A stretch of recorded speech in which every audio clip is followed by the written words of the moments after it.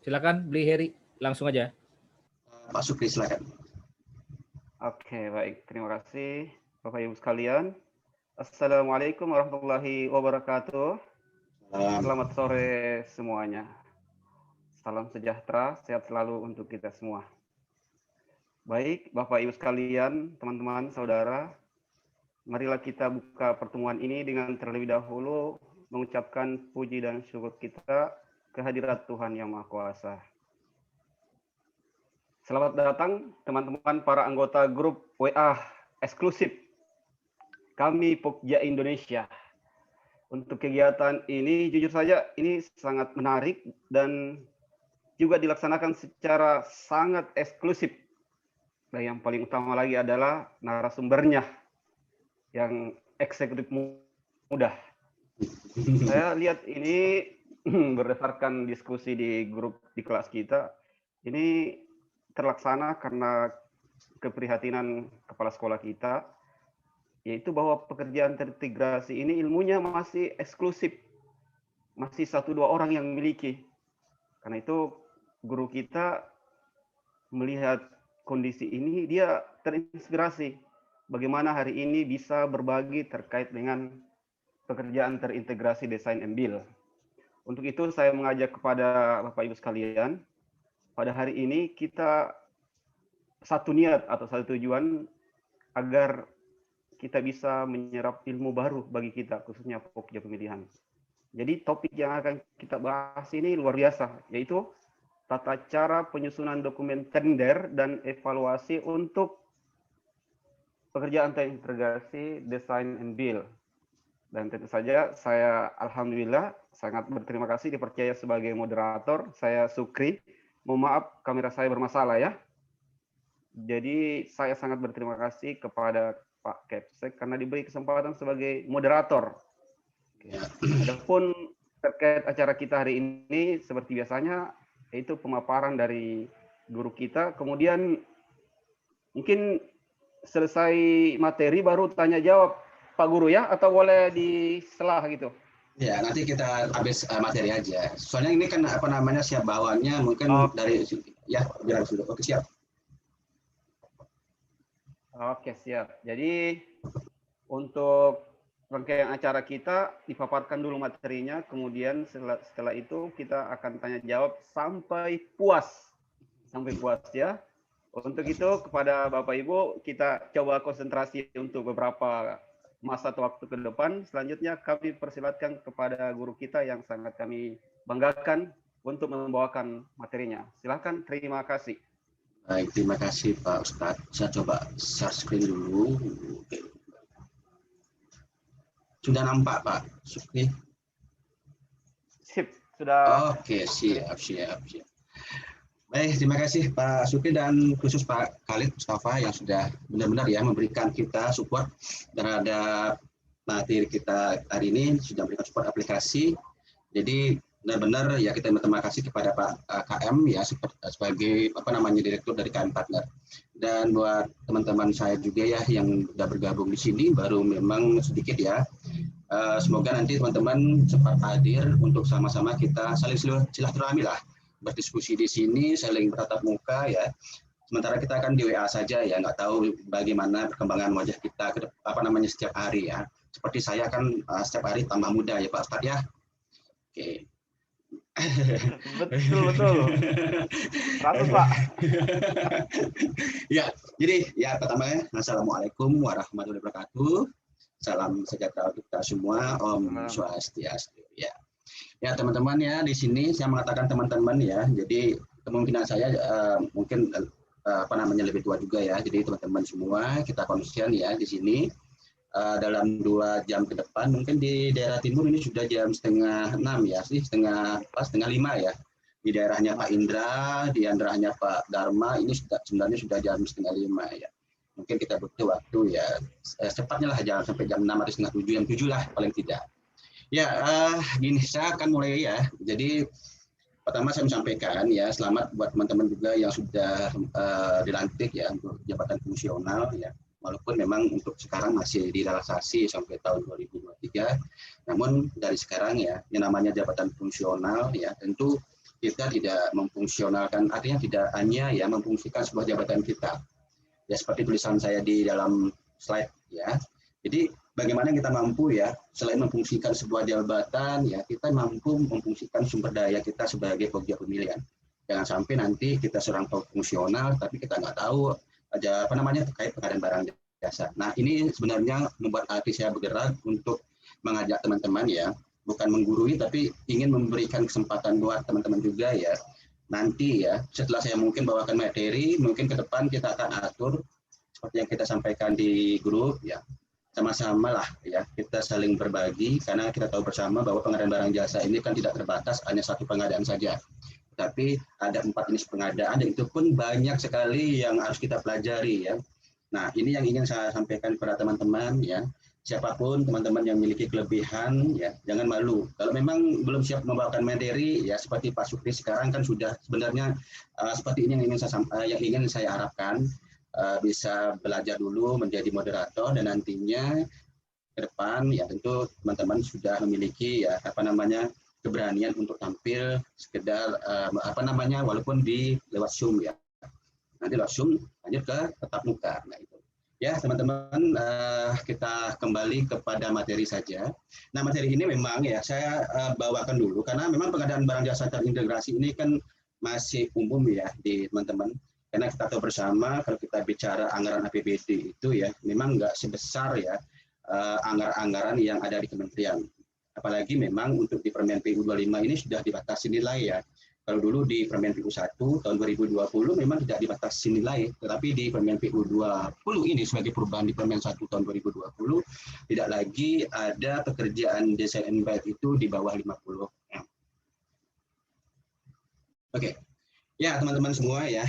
Jadi kita mulai bahwa hari ini kita akan bicara terkait pengadaan pekerjaan konstruksi terintegrasi rancang dan bangun ya. Jadi sebenarnya kalau kita mengetahui bahwa pekerjaan terintegrasi ini sebenarnya itu ada 2 ya. Itu ada jelas sekali di dalam Undang-Undang Jasa Konstruksi di mana kita melihat bahwa di undang-undang tersebut ada yang namanya terintegrasi perekayasaan, pengadaan dan pelaksanaannya atau kita kenal dengan EPI ya, Engineering, Procurement dan Implementation.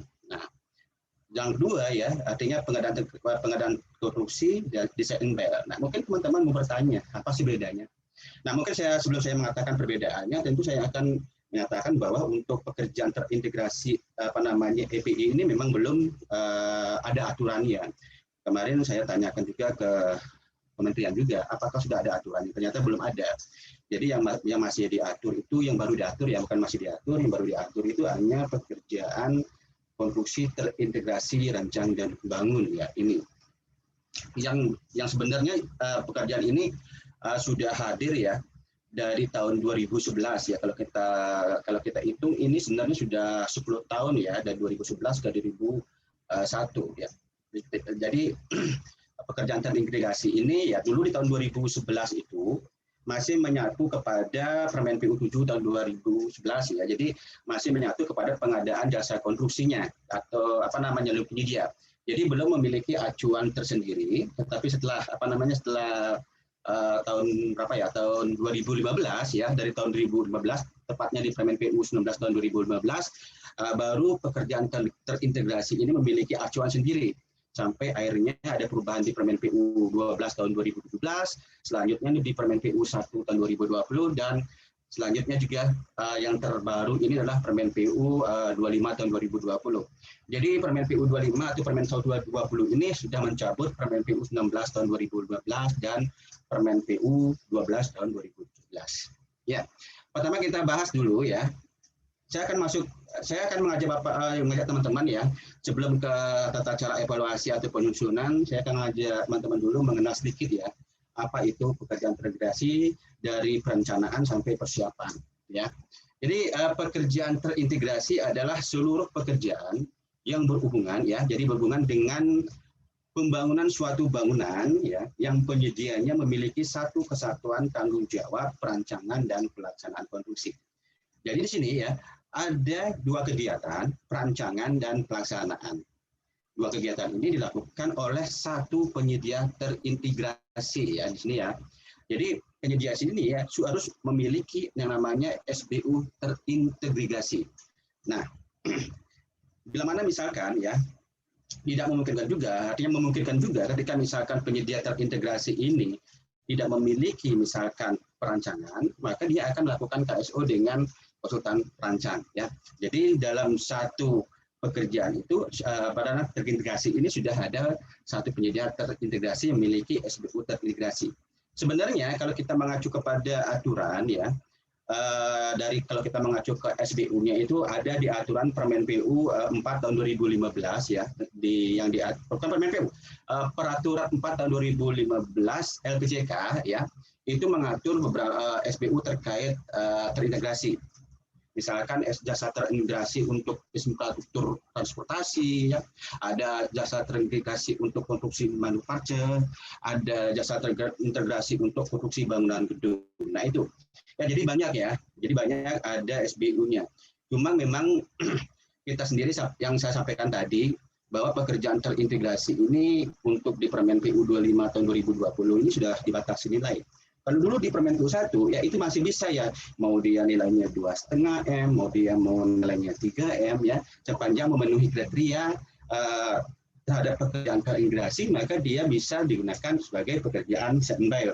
Misalnya kalau kita bicara kriteria itu kan ada dua ya, dari Permen PU 11 itu sudah diatur bahwa yang namanya kriteria pekerjaan terintegrasi itu ada dua ya, pekerjaan kompleks dan pekerjaan mendesak. Jadi seperti itu. Nah, juga sebenarnya pekerjaan terintegrasi walaupun baru berumur 10 tahun ya, di 2011 sampai dengan 2021 sebenarnya pekerjaan terintegrasi ini ada di lingkungan kita sendiri sebenarnya ya.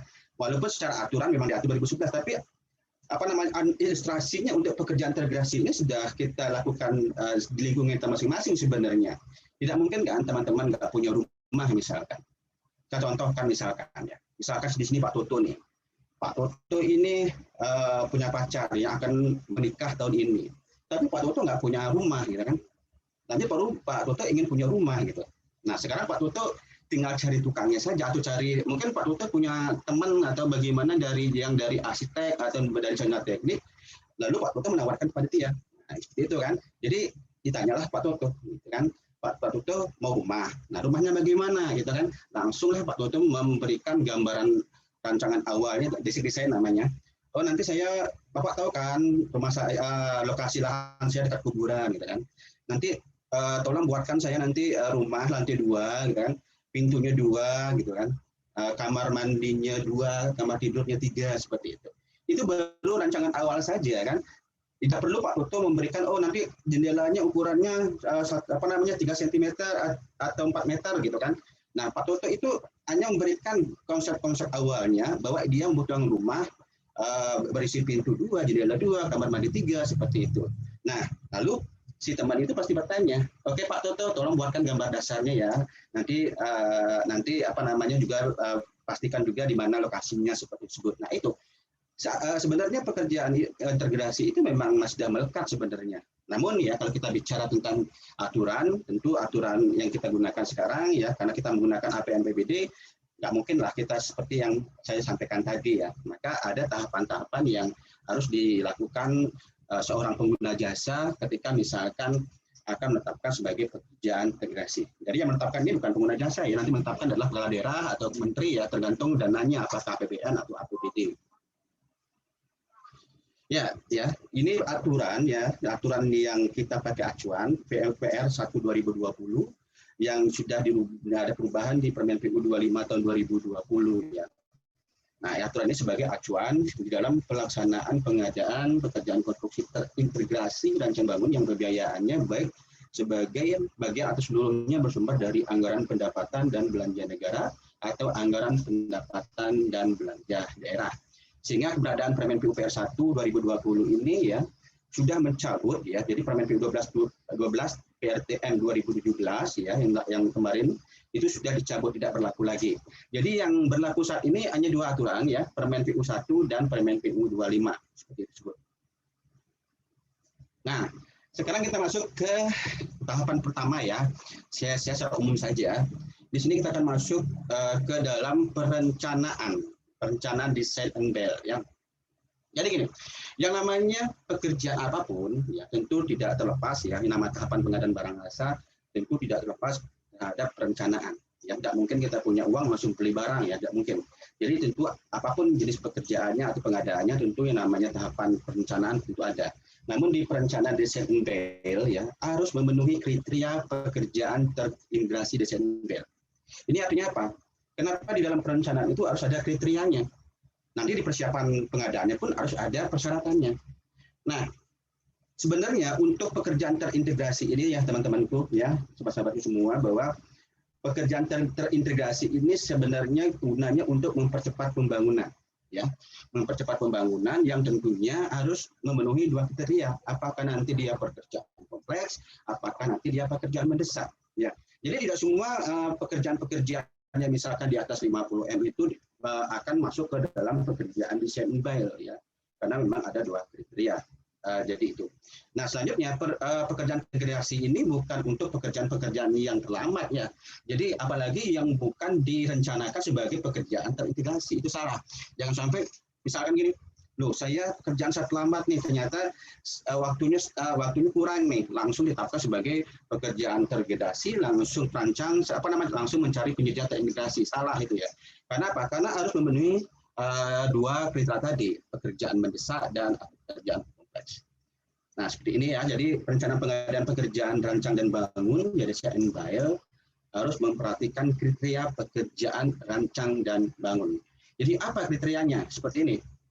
Nah ini, apa itu pekerjaan ya? Jadi pekerjaan terintegrasi itu ada dua kriteria. Pertama adalah pekerjaan kompleks dan pekerjaan mendesak. Nah yang pertama yang saya sampaikan di sini, apa itu pekerjaan kompleks? Nah ini juga banyak pertanyaan-pertanyaan dari kemarin-kemarin ya.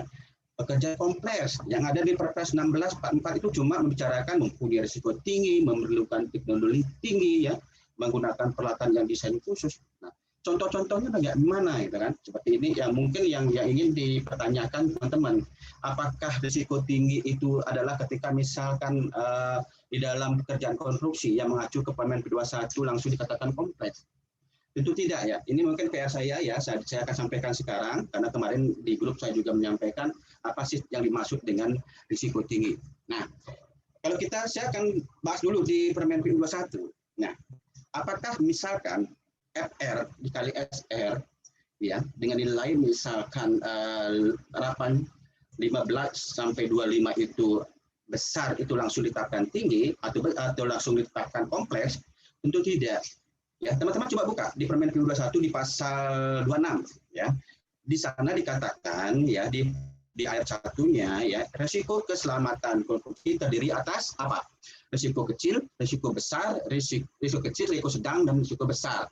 Nah, lanjut di ayat 9-nya mengatakan di pasal 26 dengan Permen yang sama ya, dikatakan bahwa risiko keselamatan konstruksi digunakan untuk menentukan kebutuhan ahli K3 dan petugas K3. Jadi tidak menentukan apa. Di pasal 10-nya menjelaskan bahwa risiko keselamatan konstruksi ini tidak menentukan kompleksitas pekerjaan ataupun segmentasi pasar jasa konstruksi.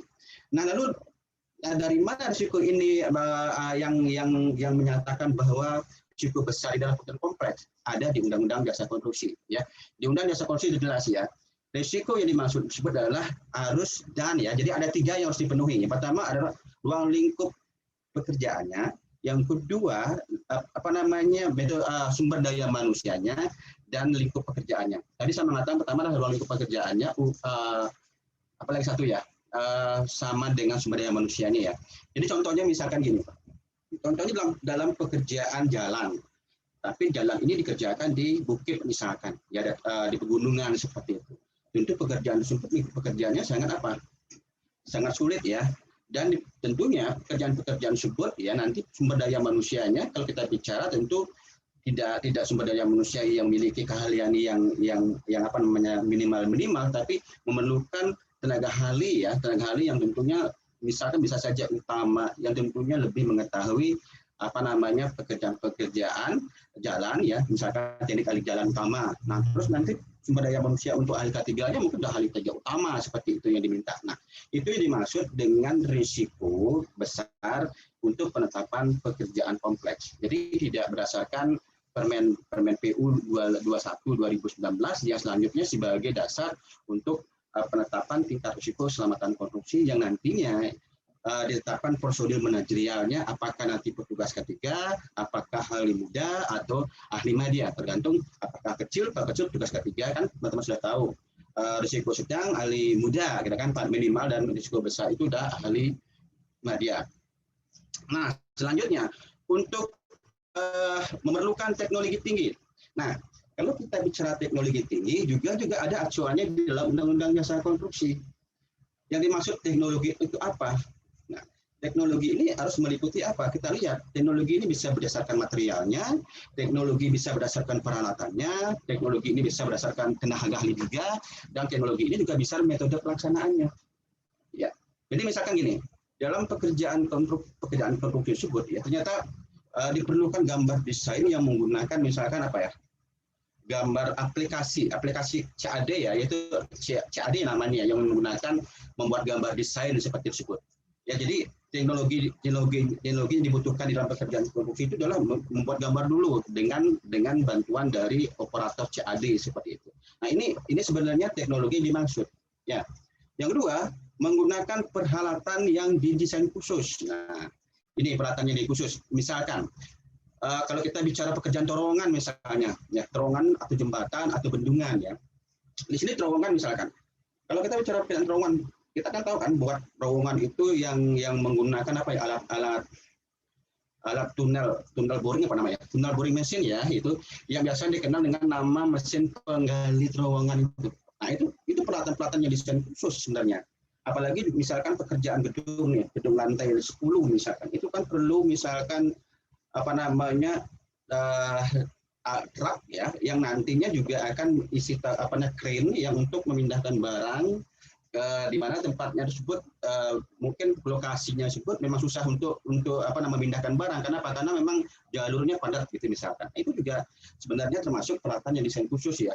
Ada peralatan-peralatan yang sudah ada. Apalagi kita mencontohkan dengan pekerjaan-pekerjaan yang jalan layang ya, itu perlu alat untuk memindahkan yang pancang misalkan seperti itu. Nah, itu juga sebenarnya masuk ke dalam peralatan-peralatan yang didesain khusus.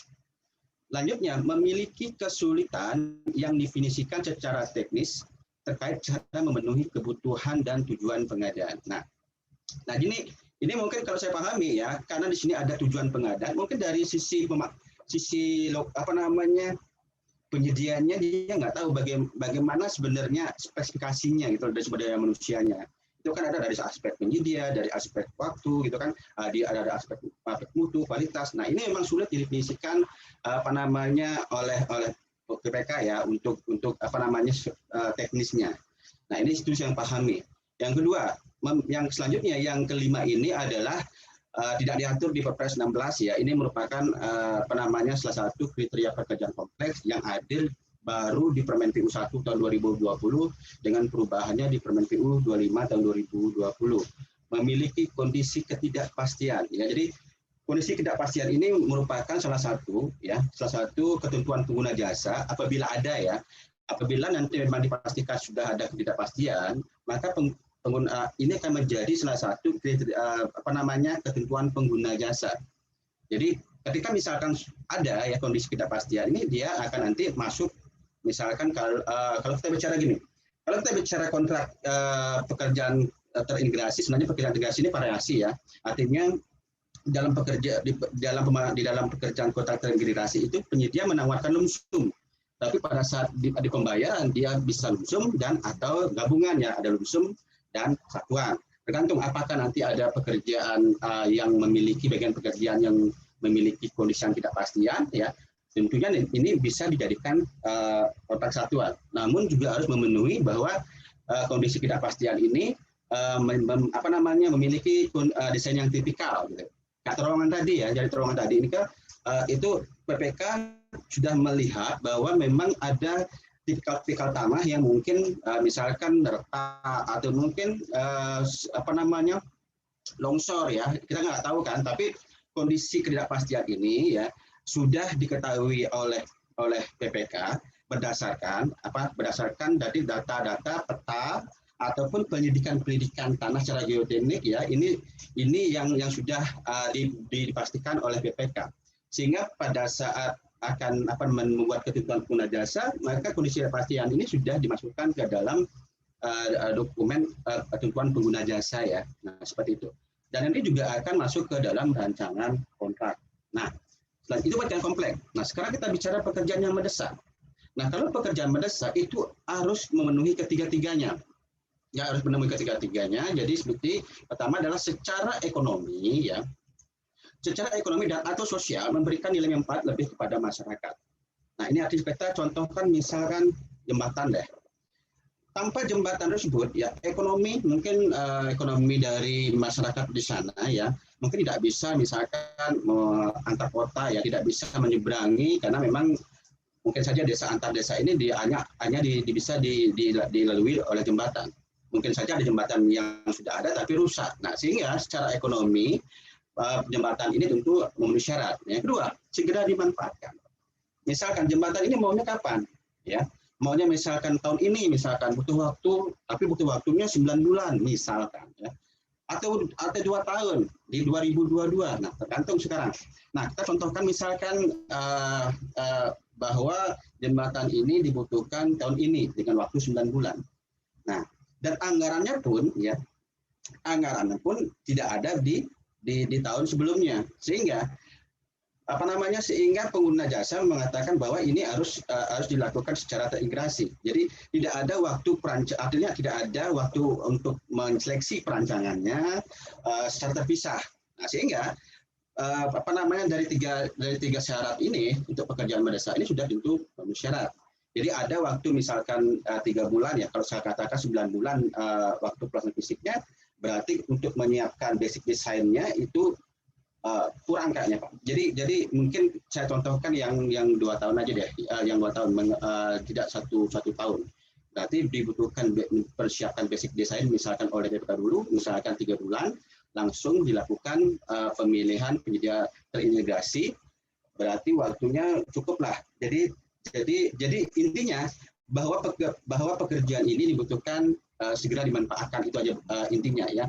Ketika misalkan perancangannya tidak bisa dilakukan secara terpisah dengan memakan waktu yang mungkin diperlukan lebih banyak di pelaksanaan konstruksinya, sehingga setelah secara ekonomi dan sosial sudah diketahui sudah juga bermanfaat dan waktu juga segera manfaat, maka bisa disebut sebagai pekerjaan yang mendesak. Nah ini kriteria dari pekerjaan terintegrasi, pertama kompleks dan mendesak. Nah, selanjutnya ya kita bicara terhadap, setiap pekerjaan tentu ada yang namanya perbedaan, apapun itu. Seperti misalkan kalau kita apa sih perbedaan pekerjaan terintegrasi ya dengan pekerjaan konvensional. Jadi pekerjaan konvensional itu adalah pekerjaan yang kita lakukan sehari-hari ya, atau pekerjaan yang kita kenal juga tradisional ya, tradisi gitu. Nah, pertama adalah tentu ya kalau kita bicara desainnya ya, bahwa pekerjaan konvensional itu ya itu dibutuhkan yang namanya desain detail yang kita kenal dengan DED ya. Jadi ada namanya DED dulu ya. Jadi untuk mendapatkan DED ini tentu pengguna jasa ya perlu meng-hire ya. Jadi bisa dari konsultan atau tenaga ahli atau teknis yang tentunya memiliki kemampuan di bidangnya. Nah, yang namanya desain, desainnya detail, tentu juga pada saat output itu kita bisa merencanakan berapa rencana biayanya gitu kan, kebutuhan SDM-nya apa gitu. Dan termasuk mungkin gambarnya bagaimana, metode pelaksanaan pun bisa sudah disusun berdasarkan DED. Jadi berbeda dengan yang DB ya, di mana kita kalau kaitkan dengan desain maka cukup rancangan awalnya saja atau basic desainnya saja ya. Jadi di sini tidak dibutuhkan desain yang sudah detail sebagaimana yang ada dalam DED. Maka dari itu ya kita mengenal bahwa di Perpres 16 pekerjaan terintegrasi ini tidak diperlukan penyusunan APS. Kenapa? Ya karena bagaimana kita menyusun APS sedangkan DED-nya tidak ada. Nah, maka dari itu pekerjaan terintegrasi harganya pasti menggunakan apa? Menggunakan pagu anggaran, atau bisa saja kita sebut nanti ketika sudah misalkan direview oleh MK atau tim teknis ya, maka APS yang ditetapkan BPK itu namanya total pagu pekerjaan ya. Jadi tidak ada penyusunan EPS di sini.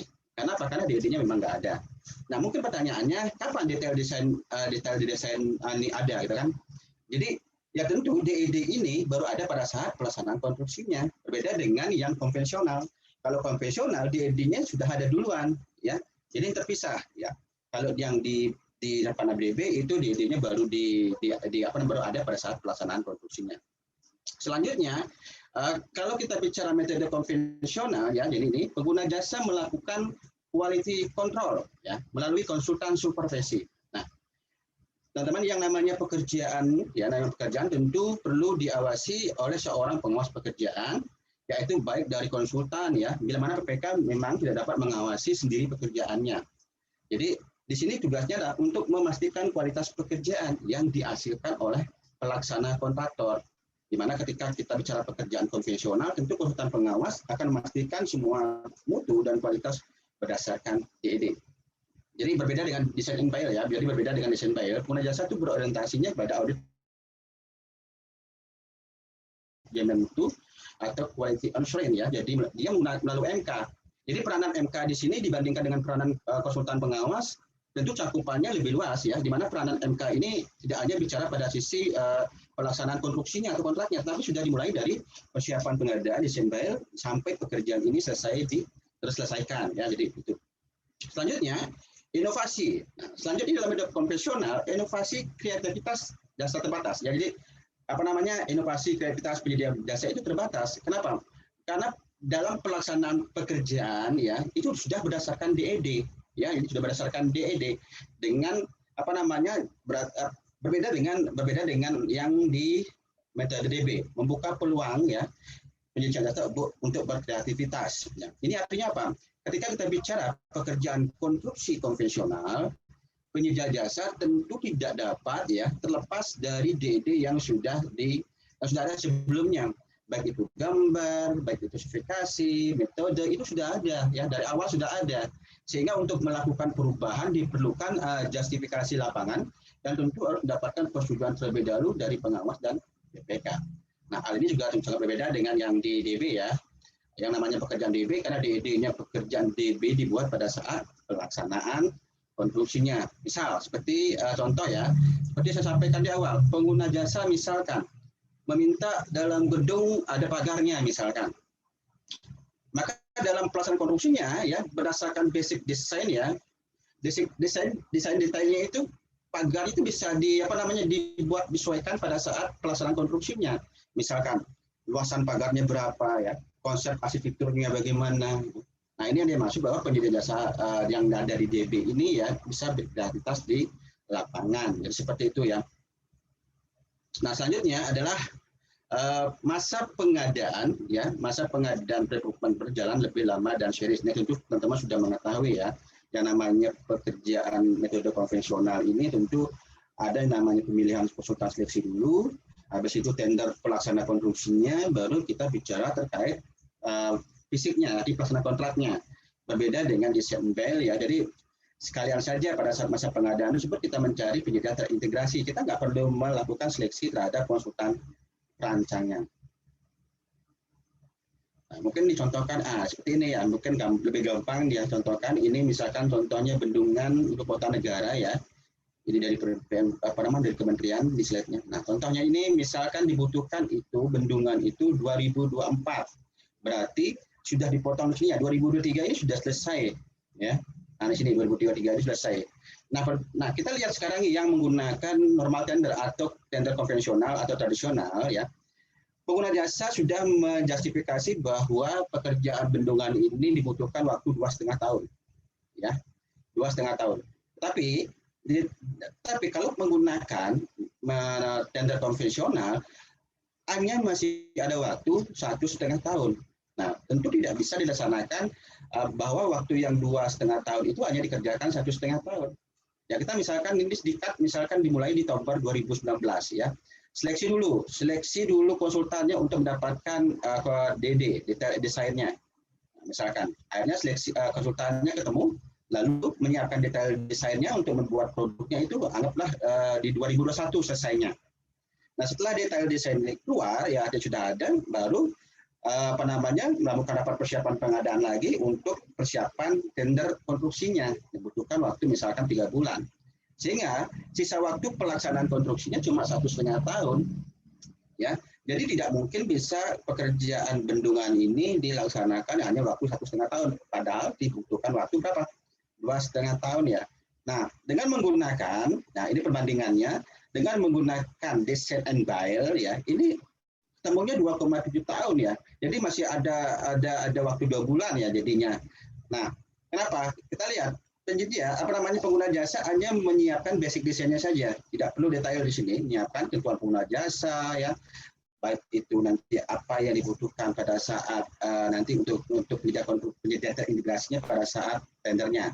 Nah di sini setelah basic design ini sudah ada, selanjutnya baru melakukan tender penyedia terintegrasinya langsung, tidak perlu ada detail desain di sini. Jadi di sini dalam waktu 5 bulan sudah mendapatkan penyedia terintegrasinya, sehingga waktunya untuk konstruksinya dengan perancangan itu sudah dapat 2,7 tahun. Nah, ini cuma perbandingan biar nanti dipermudah ya.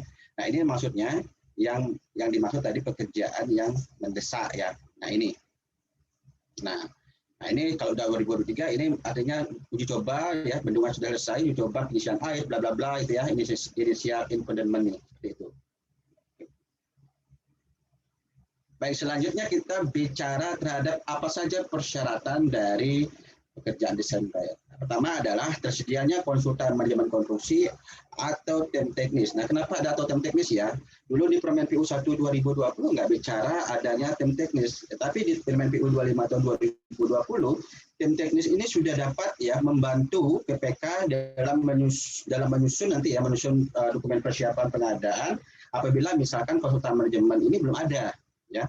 Kalau dulu wajib konsultan manajemen konstruksi ini ada sebelum pada saat persiapan pengadaan ya, sampai nanti pekerjaan itu diselesaikan.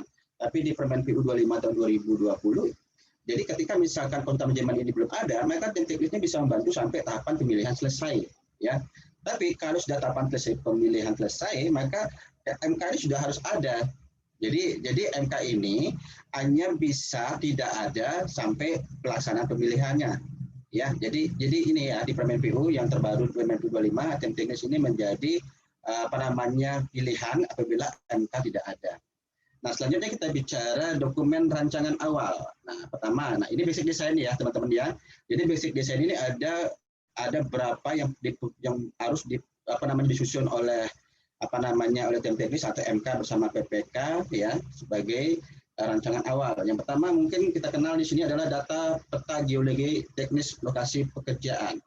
Jadi mungkin pertanyaannya apa itu peta geologi ya? Jadi peta geologi adalah itu misalkan peta yang menunjukkan ya dan memberikan informasi terhadap lokasi pekerjaan. Ya. Jadi di sini pengguna jasa harus menuangkan informasi terkait lokasi teknis pekerjaannya. Baik itu meliputi wilayah atau meliputi wilayah-wilayah yang ada di sekitarnya. Dengan memberikan biasanya itu setiap nama wilayah yang ada di sekitar lokasi pekerjaan di peta ya teman-teman ya, termasuk misalnya mana arah utara biasanya dilambangkan huruf U, terus biasanya yang barat disimpulkan dengan huruf B dan lain-lain seperti tersebut. Dan hal yang terpenting teman-teman ya, terpenting keadaan geologis tanahnya ya. Biasanya kita tahu selalu disimbolkan dengan warna-warna juga ya, misalkan warna coklat itu menimbulkan tanahnya mungkin ya padat seperti itu. Terus warna hitam misalkan tanah tersebut bebatuan seperti tersebut. Intinya ada warna-warna yang menjadi petunjuk ya bahwa lokasi tersebut terdapat misalkan tanah yang padat, tanah yang berputih ataupun nanti ada batu-batuan yang mungkin yang perlu ya diketahui oleh penyedia terintegrasi nanti untuk menyampaikan proposal rancangannya. Kenapa? Karena nanti dia akan membedah itu. Misalkan ada bebatuan, bagaimana dia nanti akan membedah untuk memberikan proposal rancangannya. Selanjutnya, referensi data. Referensi data penyelidikan tanah ya. Nah, kita tahu kan bahwa selama ini mungkin banyak teman-teman juga melihat bangunan gedung ya. Bangunan gedung yang roboh bangunannya atau terjadi kegagalan bangunan Kenapa? Karena memang saat ini hanya mengutamakan keindahannya saja misalkan, atau nilai estetikanya, tapi jarang mengindahkan bagaimana struktur suatu wilayah gitu kan. Misal saya contohkan dengan lokasi pekerjaan dekat pantai misalkan, maka tentu kita tahu ya, berpotensi sering akan terjadinya gempa atau bahkan terjadinya ya tsunami ya, seperti itu. Nah untuk meyakinkan keadaan tanah di lokasi tempat tersebut, apakah tanahnya nanti mampu menahan gempa misalkan, tentu diperlukan referensi data penyelidikan ya. Jadi data pendidikan ini bisa saja bersumber dari berita gitu kan, atau bisa dari masyarakat sekitar dan informasi-informasi lainnya, sehingga pengguna jasa dalam rancangan awalnya sudah memberikan gambaran ini ya. Ini juga berguna untuk nantinya sebagai ketentuan pengguna jasa di dalam menetapkan kriteria pekerjaan kompleks ya ini ya. Jadi misalkan seperti tadi ya, kalau misalkan tanahnya cepat longsor atau permukaan awal tanahnya juga tidak bagus ya, bisa saja ditetapkan sebagai kondisi bagian pekerjaan, kondisi yang tidak memiliki kepastian ya, jadi memiliki kondisi yang tidak pastian ya. Nah ini seperti yang saya sampaikan di awal tadi ya. Selanjutnya penetapan lingkup pekerjaan secara terinci, kriteria desain standar mutu atau ketentuan teknis lainnya. Pertama misalkan penetapan lingkup pekerjaan ya. Nah kita tahu bersama kan bahwa pekerjaan DB ini kan dua pekerjaan ya, jadi dua pekerjaan yang dijadikan satu untuk memilih penyedianya, yang dimana di dalamnya tentu ada namanya perancangan dan pelaksana fisiknya. Jadi jelas sudah tentu ya, bank tentu memiliki ruang lingkup pekerjaan yang sangat luas ya. Jadi contoh misalkan dari lingkup pekerjaan sisi perancangannya saja. Nah di sini misalkan kita masuk ke dalam Permen PU 22 tahun 2020 ya. Itu kan dari sisi perancangan itu ada pertama dari apa? Konsepsi perancangannya ya. Ada namanya prarancangan, terus selanjutnya membuat perancangan awal gitu kan. Dan nanti juga akan lingkup pekerjaannya adalah rancangan detail ya. Tentu di sini ya sudah sesuai dengan pagu anggaran seperti disebut ya. Jadi harus ditetapkan. Jangan sampai nanti penetapannya bahwa ini ada dua pekerjaan tapi yang ditetapkan hanya fisiknya saja ya. Bahwa misalkan diuraikan di sana di lingkup pekerjaan konstruksi saja bahwa sesuai dengan pekerjaan terkait sedang bangun, baik itu struktur, baik itu arsitektur dan utilitas misalkan seperti disebut ya. Nah ini. Nah selanjutnya identifikasi alokasi risiko proyek. Identifikasi, alokasi bukan lokasi ya. Alokasi itu penentuan risiko proyek ya. Jadi di sini sudah melihat ya bahwa risiko-risiko apa saja yang ada di proyek sudah ditentukan. Misalkan kalau misalkan ada apa ya, jadi sudah ditentukan. Misalkan kalau di lantai 10 misalkan ternyata di sebelahnya ada kompleks perumahan seperti itu ya, jalannya padat, itu sudah diidentifikasi oleh PPK atau dari tim teknis sudah memberikan menyusun alokasi risiko proyek, penentuan risiko proyek. Selanjutnya kebutuhan lahan. Nah, berapa kebutuhan lahannya? Apakah nanti kebutuhan lahannya itu 2.000 meter persegi ataupun 3.000 meter persegi, itu sudah ada dalam rancangan awalnya. Selanjutnya adalah kita bicara terkait gambar dasar, gambar skematik, gambar potongan dan gambar tipikal. Mungkin gambar dasar ini misalkan salah contoh saja ya, kita membuat rumah nih dan kita gambar seperti biasa saja ya, gambar dasarnya, atapnya, terus kita buat temboknya, pintunya ada berapa, 2 misalkan, jendelanya ada berapa ya. Itu tidak perlu dibuatkan secara detail ya. Jadi tidak perlu tinggi pintunya berapa, yang jelas gambar dasarnya saja. Nah, selanjutnya gambar skematik. Nah, kalau gambar skematik ini adalah gambar-gambar yang misalnya saya contohkan pekerjaan jalan ya. Nah, dia misalkan dalam 2 km nanti ke depannya tersebut ada rumah sakit. Lalu rumah sakit itu biasanya di gambar skematik itu dibuat kotak, lalu dibuatkan tanda merah ya, pelang merah itu. Nah, itu maksudnya gambar skematik. Jadi gambar skematik ini bukan gambar yang sama ya. Misalnya rumah sakit dibuat rumah sakit tidak. Biasanya dikodekan dengan palang merah gitu kan. Kalau Pertamina biasanya dikodekan dengan yang tapak tangki seperti itu ya. Nah, itu gambar skematik namanya.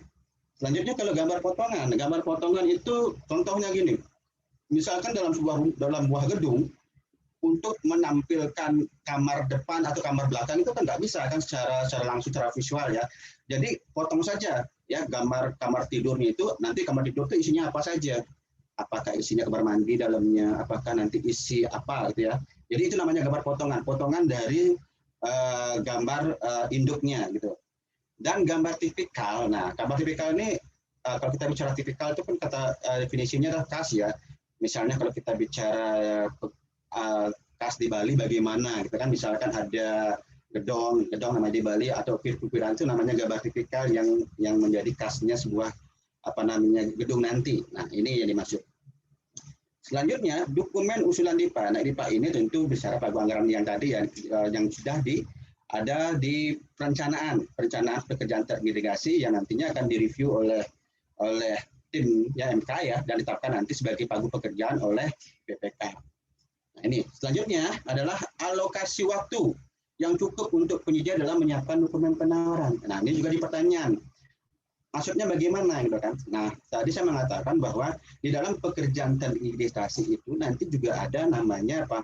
Ada namanya perancangan ya. Sehingga data-data rancangan awal ini yang saya sebutkan tadi, data peta geologi, referensi, pendidikan, data lingkungan, ini akan menjadi bahan-bahan oleh penyedia terintegrasi itu untuk mengajukan proposal rancangan ya.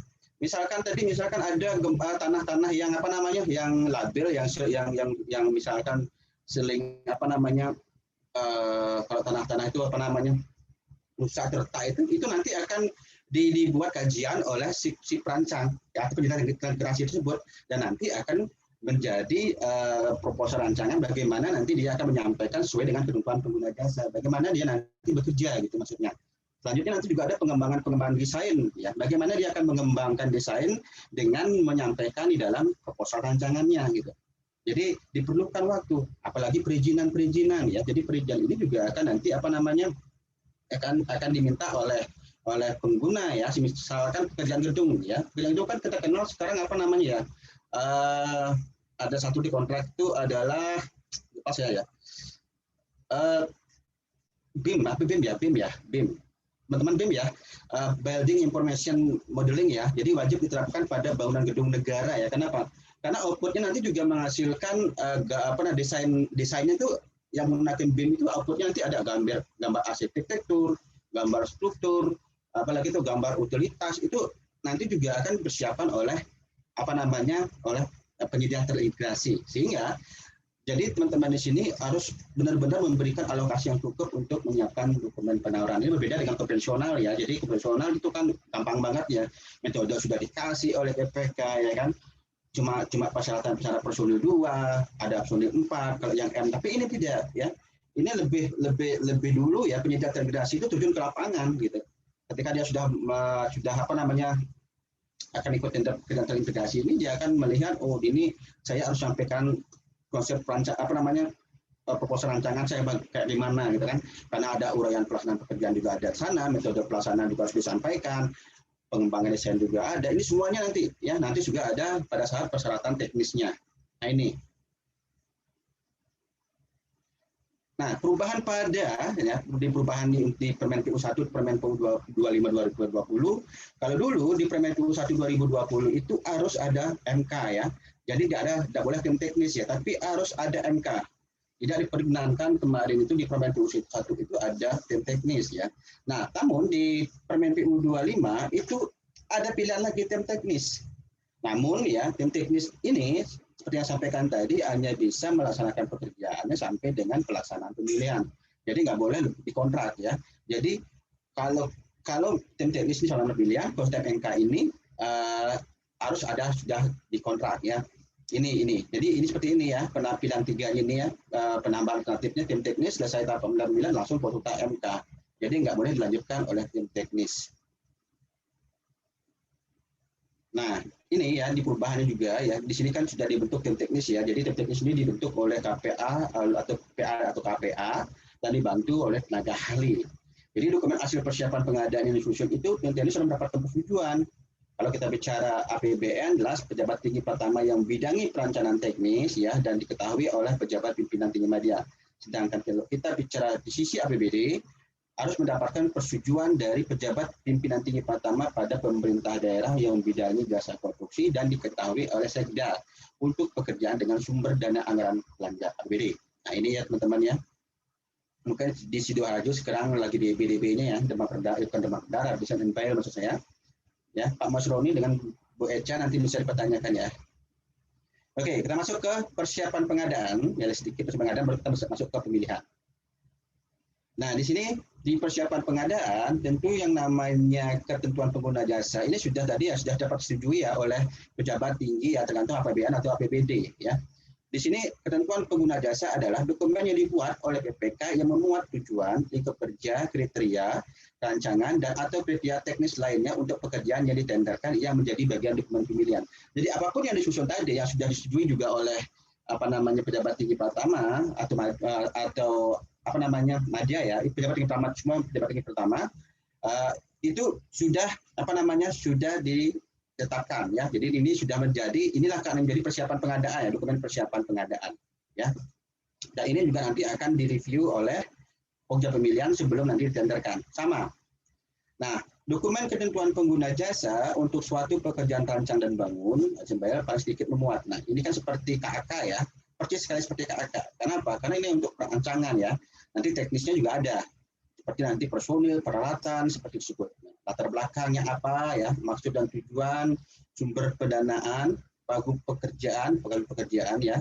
Waktu pelaksanaan. Nah, waktu pelaksanaan ini bukan waktu penyampaian penawaran tadi ya, tapi waktu pelaksanaan untuk pelaksanaan pekerjaan terintegrasinya.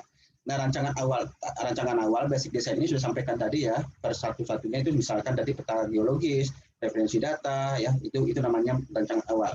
Lingkup dan keluaran pekerja dari kriteria pengujian dan penerimaan keluaran. Nah, lingkupnya untuk rancangan bagaimana, keluarnya untuk bagaimana ya. Nanti di pelaksanaan konstruksinya ada pengujian bagaimana, itu sudah jelas ya, ada dalam ketentuan pengguna jasa. Selanjutnya jumlah tenaga ahli perancang ya, ini untuk yang konsultan ya, artinya bukan konsultan, untuk tenaga ahli yang perancangannya ya, ini dimiliki oleh penyedia terintegrasi juga. Selanjutnya izin peserta lingkungan atau sertifikat yang harus diperoleh. Nah, ini juga ya izin-izin apa saja yang diperlukan oleh pengguna jasa. Nah, selanjutnya daftar tarif atau penyusun kembali. Ini khusus untuk pekerjaan-pekerjaan yang memiliki kondisi ketidakpastian ya. Jadi kalau kita bicara apa sih daftar tarif dan harga itu ya, dokumen yang berisi, teman-teman ya, dokumen yang berisi daftar tarif dan harga yang ditentukan oleh pengguna jasa dalam ketentuan pengguna jasa yang dapat diusulkan oleh pihak untuk melengkapi penawaran lumsum. Nah, kan ada kalimat melengkapi penawaran lumsum. Nah, kontrak DB saya katakan tadi bahwa kontrak DB itu ada bersifat variasi. Karena kalau kita definisikan, ya saya ulang lagi bahwa kontrak DB itu adalah perjanjian tertulis antara PA atau KPA atau PPK dan penyedia berdasarkan pada penawaran harga lumsum dan pembayarannya dapat berbentuk lumsum atau gabungan lumsum dan harga satuan. Jadi ketika misalkan tidak ada bagian pekerjaan yang memiliki ketidakpastian, berarti nggak boleh ada harga satuan di sana. Dan ada harga satuan pun juga harus ada ketentuannya. Misalkan ada kondisi ketidakpastian yang tinggi. Pertama ketentuannya seperti yang sampaikan di awal tadi harus memiliki desain tipikal. Yang kedua memiliki daftar harga, daftar tarif atau harga penyusun komponen pekerjaan ya. Jadi tidak semua daftar tarif dan harga penyusuan ini dimasukkan ke dalam pekerjaan terintegrasi, tergantung apakah ada kondisi tidak pasti atau tidak ya. Jadi seperti tersebut. Nah, dokumen rancangan awal tadi disampaikan tadi ya, ini rancangan awal yang sudah persiapkan di pengadaan ya. Jadi ini kita sudah masuk ke persiapannya, tadi kan kita masuk ke dalam perencanaannya. Nah, ini contohnya dokumen rancangan awal. Misalkan ini kita bicara pembangunan rumah tipe 36. Nah, apakah ini yang dimaksud basic design? Di mana sudah ada jumlah kamarnya langsung ada ukuran-ukurannya ya, seperti ini ya. Luasan kamarnya berapa, ruang hijau. Apakah ini? Tidak ya. Ini bukan dimaksud, ini sebenarnya sudah detail. Jadi gambar-gambar naik ini nggak perlu diisi berapa luasan tanahnya gitu kan.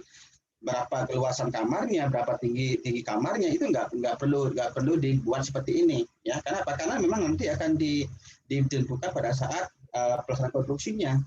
Misalnya PPK mengatakan gambar di sini misalkan ada dua kamar ya, 2 kamar dengan 2 pintu misalkan, tapi tidak ukur kamarnya itu berapa, 4x4 atau 3x4, itu nanti ditentukan pada saat apa? Pada saat pelaksanaan konstruksinya, bukan ditentukan sekarang ya. Pokoknya ada 2 kamar gitu. Itu konsep dasar gambar dasarnya atau gambar dasar yang ada. Jadi nggak perlu ada penentuan ukuran-ukuran seperti ini ya. Ini contoh pembangunan rumah pertigaan ya, seperti ini.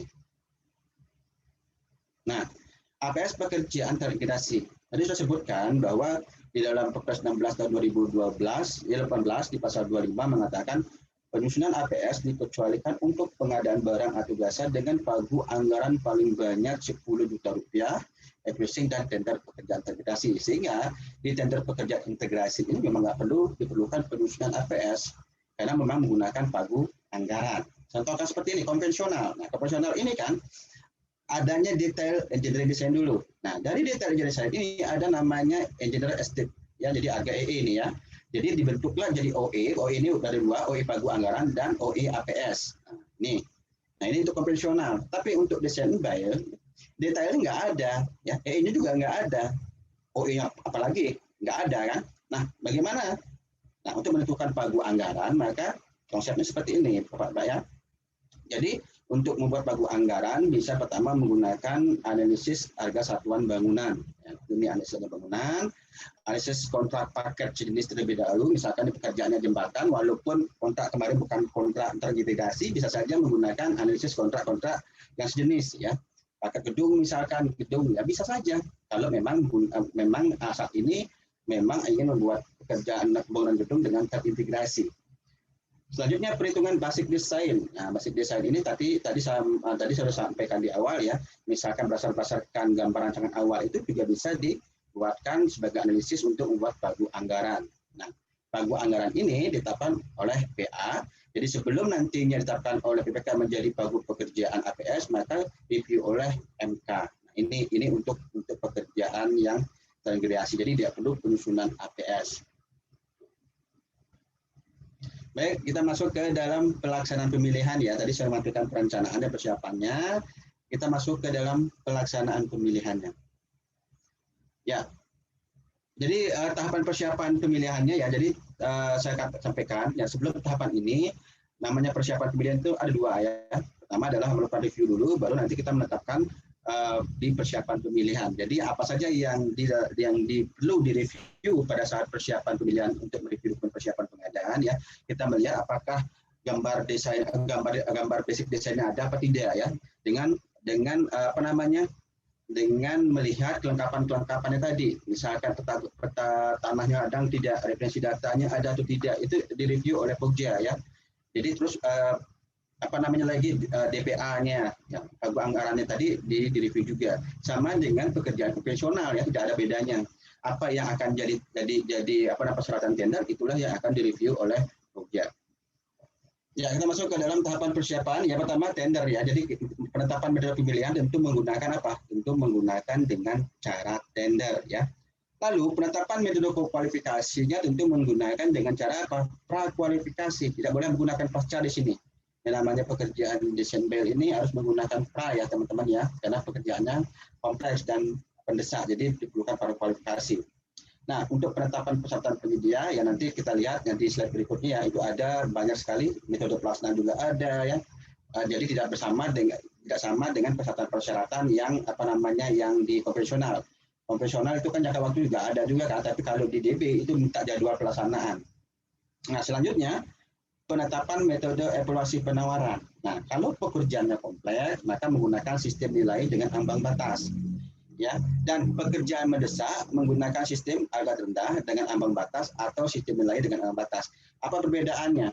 Ya, jadi kalau kita menggunakan sistem nilai ambang batas, tentu nilai penawaran terendah belum tentu menang ya. Sama sebenarnya sampaikan kemarin di pekerjaan sistem nilai ya, yang kita webinarkan sebelum ini.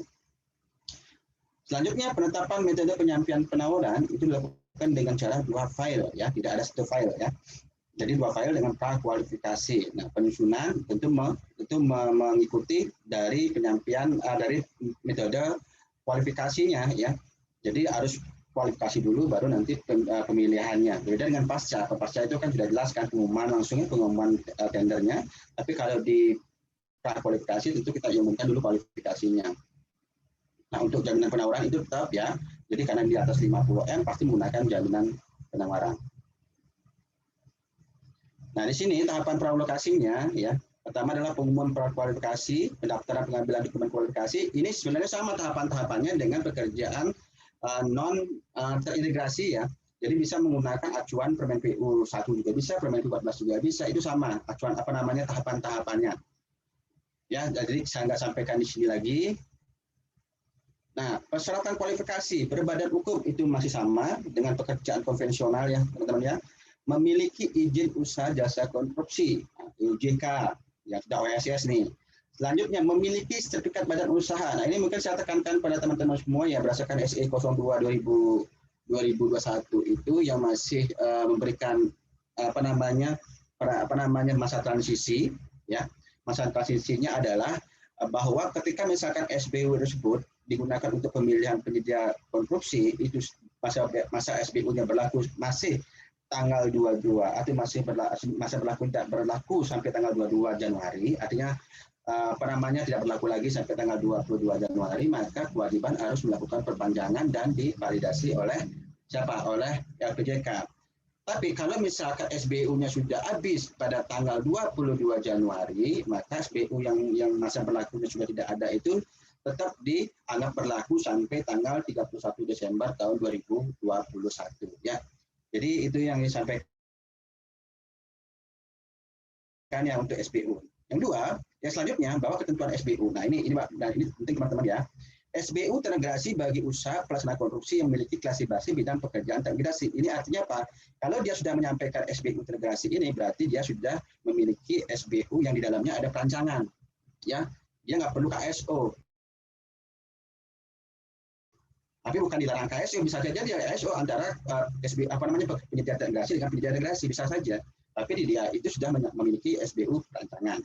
Yang kedua, SBU yang nanti dimiliki, misalkan penyedia tersebut tidak memiliki SBU terintegrasi, maka harus dibesarkan dua SBU, ya, SBU pelaksana konstruksi dan SBU jasa konsultan konstruksi yang memiliki layanan usaha perencanaan dan perancangan. Misalkan bangunan gedung, ya, bangun gedung BG, misal BG 004 misalkan. Maka di SBU pelaksana konstruksinya SBU BG 004 ditambahkan apa? Tambahkan SBU jasa konsultan konstruksi. Misalkan kalau di apakah perekayasaan atau perencanaan berarti ya, perencanaan bangun gedung ya, artinya ada RE berapa tuh saya lupa. Nah ini kedua-dua ini dipersyaratkan ya, seperti itu. Dan penyedia pun bisa memilih mau dia menggunakan SBU terintegrasi atau melakukan KSO. Nah, untuk pengaturan KSO, nah ini sebenarnya dari slide Permen PU ya, dari slide PUPR ya, ini masih menggunakan slide Permen 1. Kalau di Permen PU 25 itu tidak boleh besar menengah ya. Jadi sekarang semuanya sudah besar-besar ya. Jadi tidak ada tahapan besar menengah. Jadi KSO dilakukan dengan kualifikasi besar B dan B ya. Karena apa? Karena nilainya 50M. Jadi yang menjadi lead itu adalah yang memiliki pelaksananya. Misalkan dia ber-KSO misalkan dengan perancangan, maka yang menjadi lead-nya adalah pelaksana konstruksinya. Itu juga dengan nanti KD-nya ya. Jadi di sini jelas kontraktor bertindak sebagai pimpinan KSO. Yang masuk kontraktor ini adalah pelaksananya.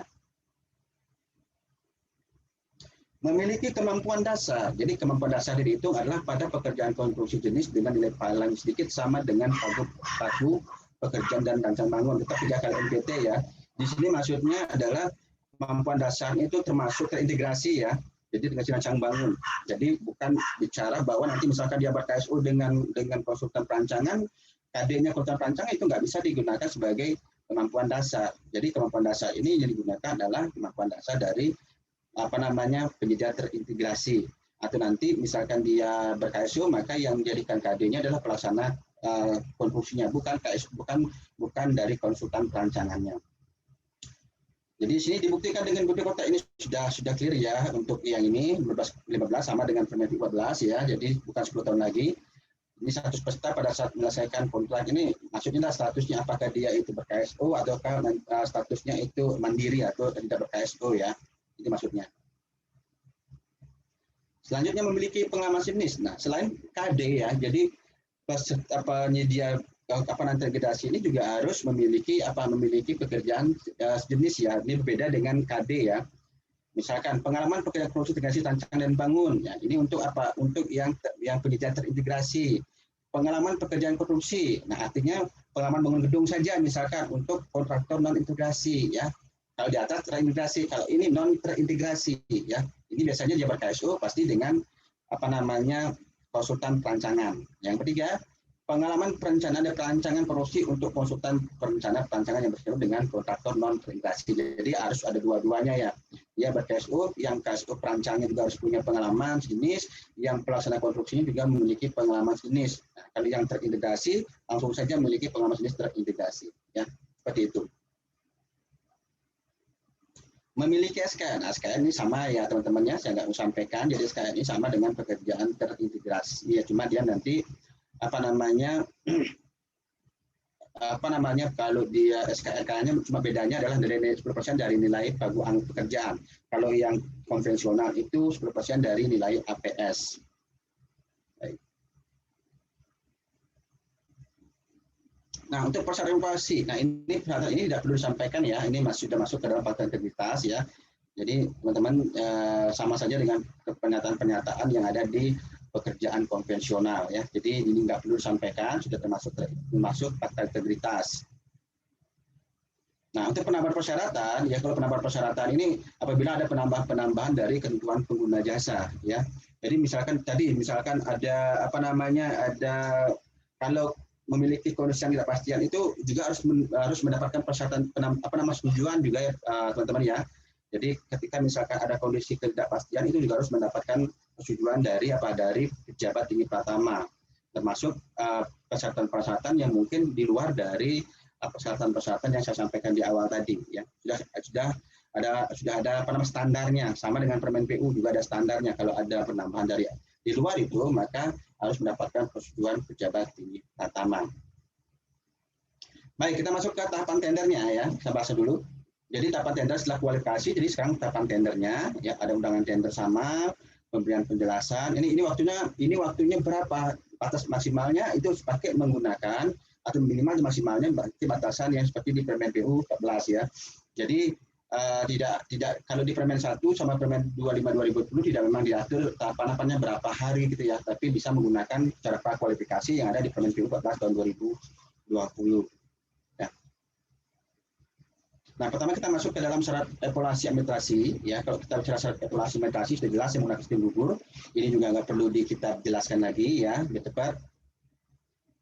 Nah, persyaratan teknis. Nah, ini mungkin yang perlu kita bahas sedikit ya, bahwa untuk di persyaratan teknis kita menggunakan sini jelas sistem nilai ya. Jadi semuanya sudah diberikan bobot oleh Permen PU ya. Berbeda dengan pekerjaan konstruksi. Itu kemarin saya sampaikan bahwa tidak ada penetapan pembobotan seperti ini ya.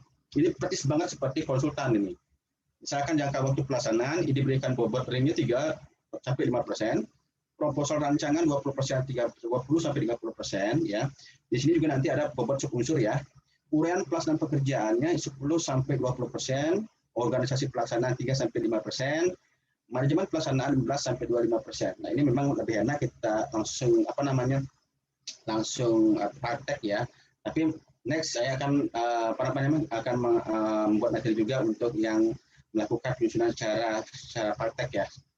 Nah, di sini teman-teman ya, persyaratan teknis itu udah banyak banget ya. Jadi ini gabungan dari konsultan perancangannya dengan pelaksana fisiknya. Kita contoh yang pertama ya. Nah, teman-teman ya, di sini bobot unsurnya untuk jangka waktu pelaksanaan. Jadi jangka waktu pelaksanaan itu kan 3-5% ya. Sebenarnya beda sama banget ya apa yang saya materikan kemarin ya. Cuma di sini mungkin harus jelaskan juga. Jangka waktu pelaksanaannya misalkan bobot unsurnya 3-5%. Nah, di sini ya, jadi bobot unsur ini kita pindahkan ya ke jangka waktu pelaksanaan. Nah, di sini 3% kan. Nah, untuk mendapatkan nilai ambang batas minimal itu kita lihat dulu berapa sih bobot teknisnya. Kalau di dalam aturan Permen PU diatur bahwa 70 dan 30, 60 dan 40 ya. Nah, di sini kita contohkan kita ngambil 70. Nah, 70% nih. Tinggal kita kalikan 3 kali 7 2.1 ya. Ya 3 kali 30 ya 3 kali 70 2.1.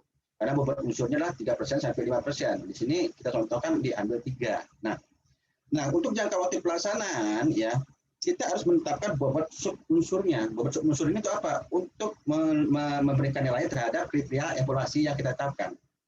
Misalkan di sini, kita contohkan, jangka waktu pelaksanaan lebih cepat. Nah, artinya lebih cepat bagaimana? Misalnya lebih cepat dari 30 hari atau lebih cepat dari 40 hari, silakan tentukan. Kalau misalkan waktunya waktunya misalkan 365 hari, tapi dia menyampaikan 320 hari, maka diberikan nilai 100. Nah, seperti ini. 100 ketika dia sudah menyampaikan ini, maka dia akan tentu langsung mendapatkan 3. 3 ini saja dia sudah mendapatkan, sudah lulus ya, nilai ambang batas. Ya, karena ambang batasnya 2. Jadi ketika dia sudah menyampaikan lebih cepat, maka dia sudah mendapatkan nilai 3. Kalau dia menyampaikan jangka waktu pelaksanaan sesuai ketentuan disyaratkan dalam dokumen tender, ya. Jadi ini ya, jadi ini dia dapat 75%. 75% dikalikan 3 berapa? Ya, dia tetap masuk ya 2,1 per 2,2 75 kali 3% ya. Selanjutnya melebihi waktu yang disyaratkan dalam dokumen tender ya. Ini masih lelang dipakai ya karena mungkin aturannya lama nih. Nah, tinggal dia dapat 0. Kalau 0 berarti 0, berarti di sini pun dia sudah gugur ya. Ini caranya menilai. Dia nggak masuk menilai ambang batas minimal unsur, berarti dia sudah gugur.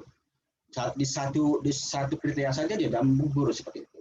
Nah, selanjutnya, ini contoh penawarannya mungkin Pak Mas Sony ya. Ini contoh penawaran untuk menggunakan bar chart ya.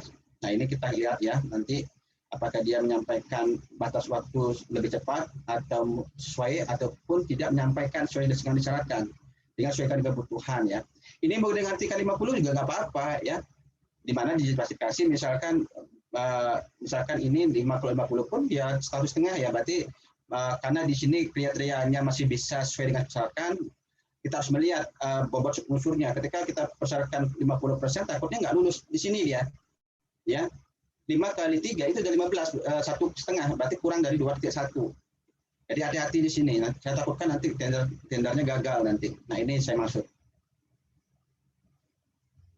Selanjutnya proposal rancangan. Nah, proposal rancangan ini bobot unsurnya adalah 20 sampai 30 ya. Jadi proposal rancangan ini ya, konsep rancangannya ya. Jadi konsep rancangan kita masih waktu ini kan 20 sampai 30, maka nah di sini contohnya dibuat dari kementerian itu 30 ya, maksimal dipakai. Lalu kita buat bobot sub unsurnya. Bobot sub unsur itu dari apa? Dari kata-kata di sini ya. Misalkan gini. Konsep rancangannya dikasih nilai 5% ya. Jadi kriterianya ada di sini Bapak dan teman-teman ya. Ini kriteria di sini ya. Yang ini bobot subunsurnya konsep rancangan itu diberikan 5. Kalau unsur proposal rancangan itu 30 ya. 30 berarti kali 7 21. Jadi dia harus melewati nilai ambang batas ini 21. Kalau 20 jumlah keseluruhan di sini dia sudah tidak memenuhi syarat nilai unsur ambang batas ya. Di sini misalkan contohnya konsep rancangan. Adanya konsep rancangan yang sesuai dengan basic design dan ketentuan pengguna jasa serta dilengkapi perhitungan desain secara rinci dan tanggapan terhadap pekerjaan pemetaan untuk posisi jambatan. Nah, maka pekerjaan inilah jembatan ya, maka diberikan nilai 100%. Nah, untuk nilai 75% tinggal dibuatkan kalimat lagi ya, yang mungkin agak kurang sesuai ya. Adanya konsep rancangan yang sesuai dengan basic design dan dan ketentuan pengguna jasa serta dilengkapi perhitungan desain. Tetapi, nah ini ada kata-kata tetapinya, tetapi tidak ada tanggapan terhadap pekerjaan pemetaan untuk posisi jembatan. Nah, dikasih 75%. Nah, untuk yang 0% mungkin kata-kata seperti ini, tidak ada konsep rancangan yang sesuai dengan basic design dan ketentuan pengguna jasa serta tidak dilengkapi dengan perhitungan desain. Nah, ini 0 dia dapat ya. Jadi misalkan di sini dia dapat 100 tinggal dikali 5 dia dapat 5 ya. Ini 5 tinggal dia harus mendapatkan ini harus semuanya ini menjadi 21 dari ke 1 2 3 4 dari ke 4 ini. Ya, teman-temannya dari 4. Bukan, karena masih ada perhitungannya. Ini masih di proposal rancangan dan ini masih ya. Bentar dulu. Ini masih 30, benar 5, 30 ini adalah bobot unsurnya. Konsep rancangan adalah bobot subunsur 5%, 5, 15, 10. Oh, udah 30 benar. Ya, benar 35. 20, 30 benar. Jadi dia harus mendapatkan nilai 21. Nah, kalau kurang dari 21, maka dia tidak lulus nilai unsur batas di proposal rancangan. Selanjutnya uraian pelaksanaan pekerjaan. ya. Ini sama ya teman-teman ya, akan saya percepat ya. Jadi di sini ini bobot unsurnya adalah 10. Nah, dibuatkan 10 tinggal dikalikan 70%, berarti 7% ya. Jadi di sini harus melewati 7% untuk nilai unsur ambang batasnya. Nah, sekarang untuk tahapan pelaksanaan pekerjaan ini diberikan bobot juga 3 sampai 6. Nah, kita milih 3 atau 6. Di sini contohkan 3 ya. Terus di metode pelaksanaan konstruksinya jadi juga 3 ya. Nah, sebelum kita bicara metode pelaksanaan konstruksinya, di sini juga jelaskan kriterianya ya teman-teman ya. Ini tadi kan tahapan pelaksanaannya dibuatkan 3, lalu dibuat kriterianya kapan dia dapatkan 100%, kapan dia dapatkan 70%, dapat dia dapat 50% dan 0%. Jadi disesuaikan dengan ketentuan pengguna jasa. Ya, ini sampai dengan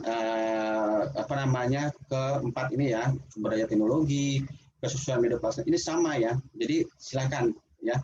Kalau dia misalkan bobot 2 sampai 4, jangan lebih dari 4 ya. Harus ada 2, 3, 4 itu aja. Teman-teman mungkin sudah mengerti karena memang sama dengan pekerjaan konsultan ataupun pekerjaan sistem lain yang sampaikan webinar kemarin. Nah ini udah ya, jadi saya nggak perlu menjelaskan lagi, saya ngambil di sini untuk apa ya, flow ya teman-teman ya. Nah ini juga agak masih Permen PU 1 nih pakai Bapak dari Kementerian ya. Seharusnya di sini bobot unsur 5 sampai 15 ini juga dibagi menjadi 2. Untuk personil perancangannya, kalau nggak salah itu 2 sampai berapa ya perancangan itu? 2 sampai 5 ya. 2 sampai 5. Terus ada namanya personil manajerialnya 3 sampai 5% kalau nggak salah ya.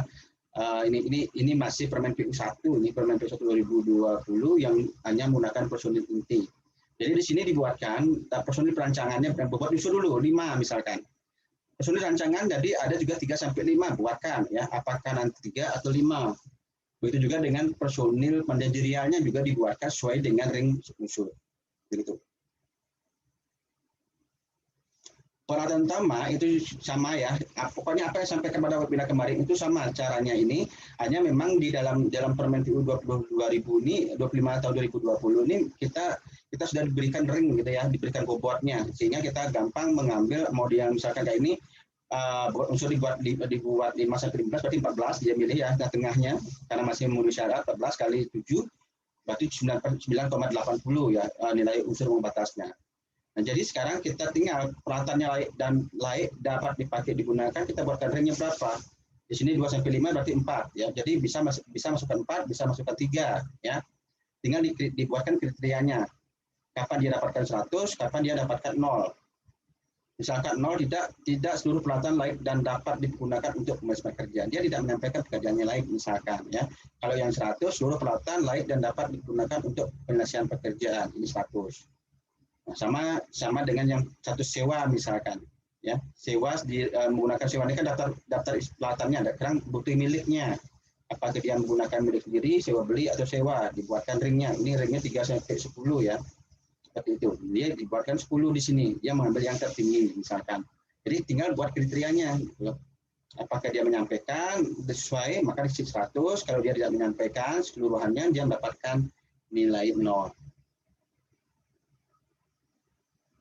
Nah, untuk RKK, mungkin saya nggak sampaikan lagi ya, artinya sudah tergambar lah seperti yang saya sampaikan di awal. Mungkin saya lanjut aja dengan, nah, biaya pendapatan konstruksi. Ini terakhir ya teman-temannya, kita sedikit nanti diskusinya. Jadi gini, apabila misalkan ya, tidak menyampaikan perkiraan biaya penyelenggaraan K3 serta keselamatan konstruksi, kita lihat dulu metode apa kita pakai. Kalau kita menggunakan metode evaluasi agak rendah ambang batas, maka tentu yang tidak menyampaikan menyampaikan biaya K3 langsung gugur ya.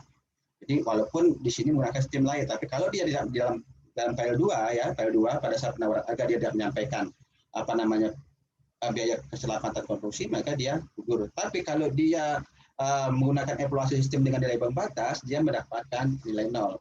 Kenapa? Ketika dia misalkan diinterpolasikan dengan biaya pendapat nilai teknisnya tadi, maka tentu dia tidak akan mendapatkan nilai yang lebih tinggi dari dia yang sudah menyampaikan biaya K3.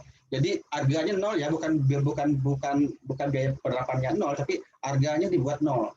Jadi sehingga dikalikan tentu harganya nggak sebagus dengan harga akhir dari penyedia yang menyampaikan biaya K3. Begitu Pak Ustadz. Siap, luar biasa. Gitu. Mungkin dari teman-teman, saya yakin penasaran kan, terus ada yang mau ditanyakan, jadi kita tunggu ya. Ya, Pak Silakan. Sinul ada pertanyaan ya. Oh ya ada. Basic design, cara mendapatkannya bagaimana? Oh mungkin maksudnya ini ya, apa yang buat gitu ya? Iya, Oke. tentu yang Silakan, buat itu. Oke, Pak Sainul, basic design ini beda dengan detail yang tadi saya bilang ya. Di itu pasti ya dari konsultan ya, konsultan perancang ya. Tapi kalau basic design ini dibuat oleh PPK yang disusun bersama dengan MK atau tim teknis, tergantung apakah MK atau tim teknis. Begitu Pak Sainul. Jadi tidak ada pengadaan di sini ya. Jadi kalau MK-nya masih di hire ya, cuma tidak artinya basic design ini bukan output dari konsultan perancang karena kita nggak memilih konsultan perancang di sini. Kalau kita memilih konsultan perancang berarti metodenya bukan pekerjaan terintegrasi ya. Jadi dia menggunakan konvensional. Begitu Pak Sainul. Ayo dari teman-teman yang Pak Sainul?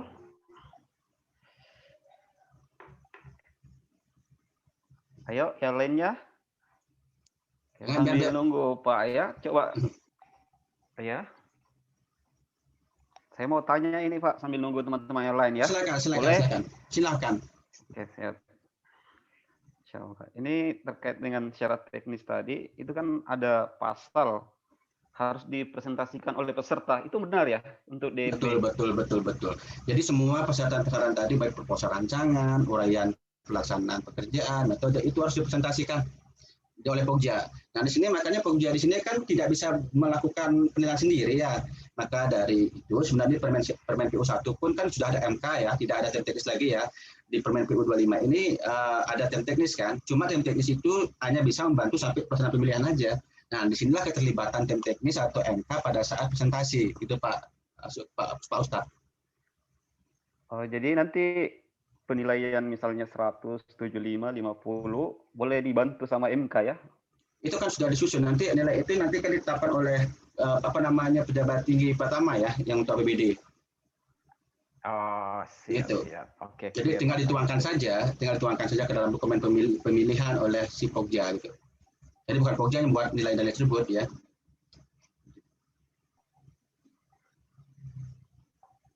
Oke sip. Gimana teman-temannya lain? Ya teman-teman lain. Artinya Bu Desi ini ada pertanyaan. Bu Desi, Bu Bendahara ya. Satu. Basic design ada standarnya enggak? Oh baru satu ini ya, baru satu. Ya, Bu Desi, kalau basic design rancang awal itu tidak ada standarnya, cuma kelengkapan sudah ada ya, ketentuan yang meliputi apa itu sudah ada ya. Misalkan data peta itu kan sudah jelas kan, referensi data ya sudah ada juga kan di sana sampaikan di awal. Jadi nggak ada standarnya harus bagaimana gitu, nggak ada Bu Desi ya. Jadi kembali kepada ketentuan pengguna jasa dia butuhnya apa gitu kan. Nanti dia akan menyampaikan baik itu nanti indikasi alokasi proyeknya, risiko proyeknya, indikasi alokasi kebutuhan lahannya bagaimana gitu. Itu semuanya sudah menjadi rancangan awal, Bu Desi. Siap. Oke, ada tanggapan dari Bu Desi?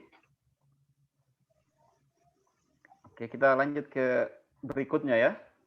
Ini dia bertanya terkait dengan menggunakan MK untuk perencanaan pengadaan. Muhammad Rafi ya? Apakah di sini menggunakan bentuk badan usaha atau perorangan gitu? Pertanyaan. Yang mana nih, nomor berapa? Ini Muhammad Rafi ya. Oke. Untuk pekerjaan integrasi dari awal yaitu perencanaan pengadaan menggunakan MK, yang saya tanyakan MK di sini adalah bentuk badan usaha atau perorangan atau tenaga ahli atau manajemen konstruksi. Bagaimana cara perekrutannya dan apakah dibayar berupa gaji atau harus mikro? Iya, ini sebenarnya kan dari awal saya mengatakan bahwa MK ini harus ada pada saat persiapan pengadaannya. Jadi pada saat PPK itu mau menyusun sebelum menyusun rancangan awal tadi sudah harus ada MK-nya karena dia yang menyusun. Jadi PPK itu dibantu oleh MK sama tim teknis ya. Kalau memang di sini MK ya memang MK yang membantu PPK di dalam menyusun rancangan awal tadi gitu Pak Raffi ya. Jadi tentu dilakukan dengan seleksi juga MK itu mungkin MK ini ya. Maka tadi di Permen PU 25 kan disebutkan kalau memang tidak ada MK bisa tim teknis. Jadi nggak perlu seleksi lagi untuk membantu MK untuk membantu PPK di dalam penyusunan rancangan awal basic desainnya. Itu Muhammad Rafi. Artinya itu untuk perorangan berat ya? Tim teknis bisa saja, perorangan bisa tim teknis ya. Oh, bisa aja. Iya. Kalau MK-nya tetap masih badan usaha ya MK ya. Nggak mungkin kan MK itu kan besar ya. Terus estimasi besaran anggaran perancang dan fisik konstruksi. Estimasi maksudnya sumber mungkin ya? Estimasi besaran anggaran perancang dan fisik konstruksi. Tadi kan saya mengatakan bahwa untuk di dalam pekerjaan terintegrasi ini tidak diperlukan penyusunan APS ya, tidak ada penyusunan APS. Dia menggunakan pagu anggaran itu sebagai APS, sebagai pagu pekerjaan. APS itu sama dengan pagu pekerjaan. Jadi estimasinya itu didapatkan dari misalkan tadi saya mengatakan dari biaya tertinggi bangunan pun sudah ada. Terus menggunakan kontrak-kontrak sebelumnya itu bisa digunakan sebagai estimasi. Pak Darwis ya, jadi jelas ya.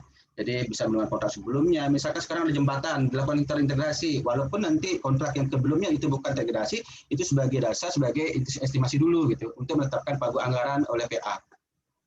Jadi total anggaran ya maksudnya di sini. Iya. Oke, dari Ibu Desi untuk pertanyaan keduanya ini. Dasar penentuan besaran nilai pekerjaan. Oh, sama aja ya sebenarnya. Sama aja ya yang dasar penentuan. Oke, lanjut. Ketika saat tendernya hanya ada satu peserta yang lulus. Ini kan pra, Pak? Iya, pra harus 3. Iya, gitu ya. Tetap sama. Gak ada gininya. Mungkin maksudnya ini pada saat sudah masuk di penawarannya. Oh iya, gimana itu, Fabri? Itu sama aja ya? Sama, tidak ada. Kalau satu ya lanjut saja kalau memang dia masuk lulus kualifikasi. Sama aja ya. Pak Muhammad Rafi, terima kasih tadi jawabannya sudah dijawab. Dari Bapak Alfonsina ya. Dalam hal pemberian waktu untuk peserta menyiapkan penawaran karena penawaran itu kompleks. Jadi standar atau lama waktu pemasukan penawaran itu bisa diperhitungkan bagaimana? Sudah ditetapkan di aturan apa? Oh gitu. Yang tadi dijelaskan ya, kan mereka nyusun perancangan kan? Betul. Jadi kita harus memastikan bahwa di dalam menyampaikan penawaran itu kan seperti kita lihat ya, konsultan perancang itu kan konsepsi perancangannya, kan prarancangannya, pendidikan tanahnya, bagaimana lokasinya itu sebenarnya nanti akan membutuhkan waktu untuk penyedia generasi ini untuk menyampaikan penawaran. Jadi nggak sama dengan profesional. Saya katakan metode pelaksanaan sudah ada gitu. Jadi di sini ya. Jadi penyedia integrasi ini juga akan menyampaikan, misalkan desain itu kan basic desain ini disampaikan tadi Pak Ustadz ya, rancangan awal. Dan rancangan awal ini akan disampaikan ke dalam penawaran gitu loh. Bagaimana dia akan mengembangkan desain dengan basic desain tadi gitu. Jadi dia akan sudah akan menyampaikan, oh ini saya akan misalkan desainnya tadi tanahnya tadi saya mengatakan ya lokasinya seperti ini, maka nanti pengembang desainnya bagaimana, baik itu nanti dia menyiapkan metode pelaksanaannya bagaimana gitu kan, struktur organisasinya bagaimana, semuanya itu nanti akan menjadi proposal yang akan disampaikan oleh penyedia integrasi. Oke, siap. Jadi begitu. Terus Pak Teguh seperti penunjukan langsung, oke sudah tadi. Dari Pak Ismail ini ketua kelas ya? Iya. Apakah ada perbandingan besaran untuk biaya fisiknya dan perancangnya, persentasenya? Ada nggak?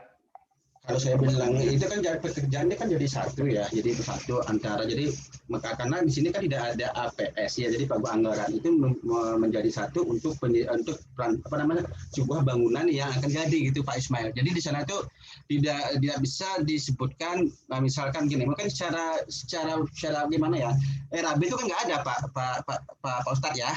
Jadi tidak ada presentasinya, itu nanti akan munculnya itu pada saat pelaksanaan konstruksinya. Jadi itu desainnya, detail itu sudah ada baru ada pada saat pelaksanaan konstruksi. Maka pada saat itulah baru dibuatkan presentasi terhadap biaya keseluruhannya. Itu Pak Ismail. Jadi saya nggak bisa mengatakan bahwa berapa persentasenya, itu kembali kepada kondisi pada saat pelaksanaan konstruksinya. Halo Bli Heri. Ya. Siap Pak Desno. Siap. Ade, Ya. luar biasa.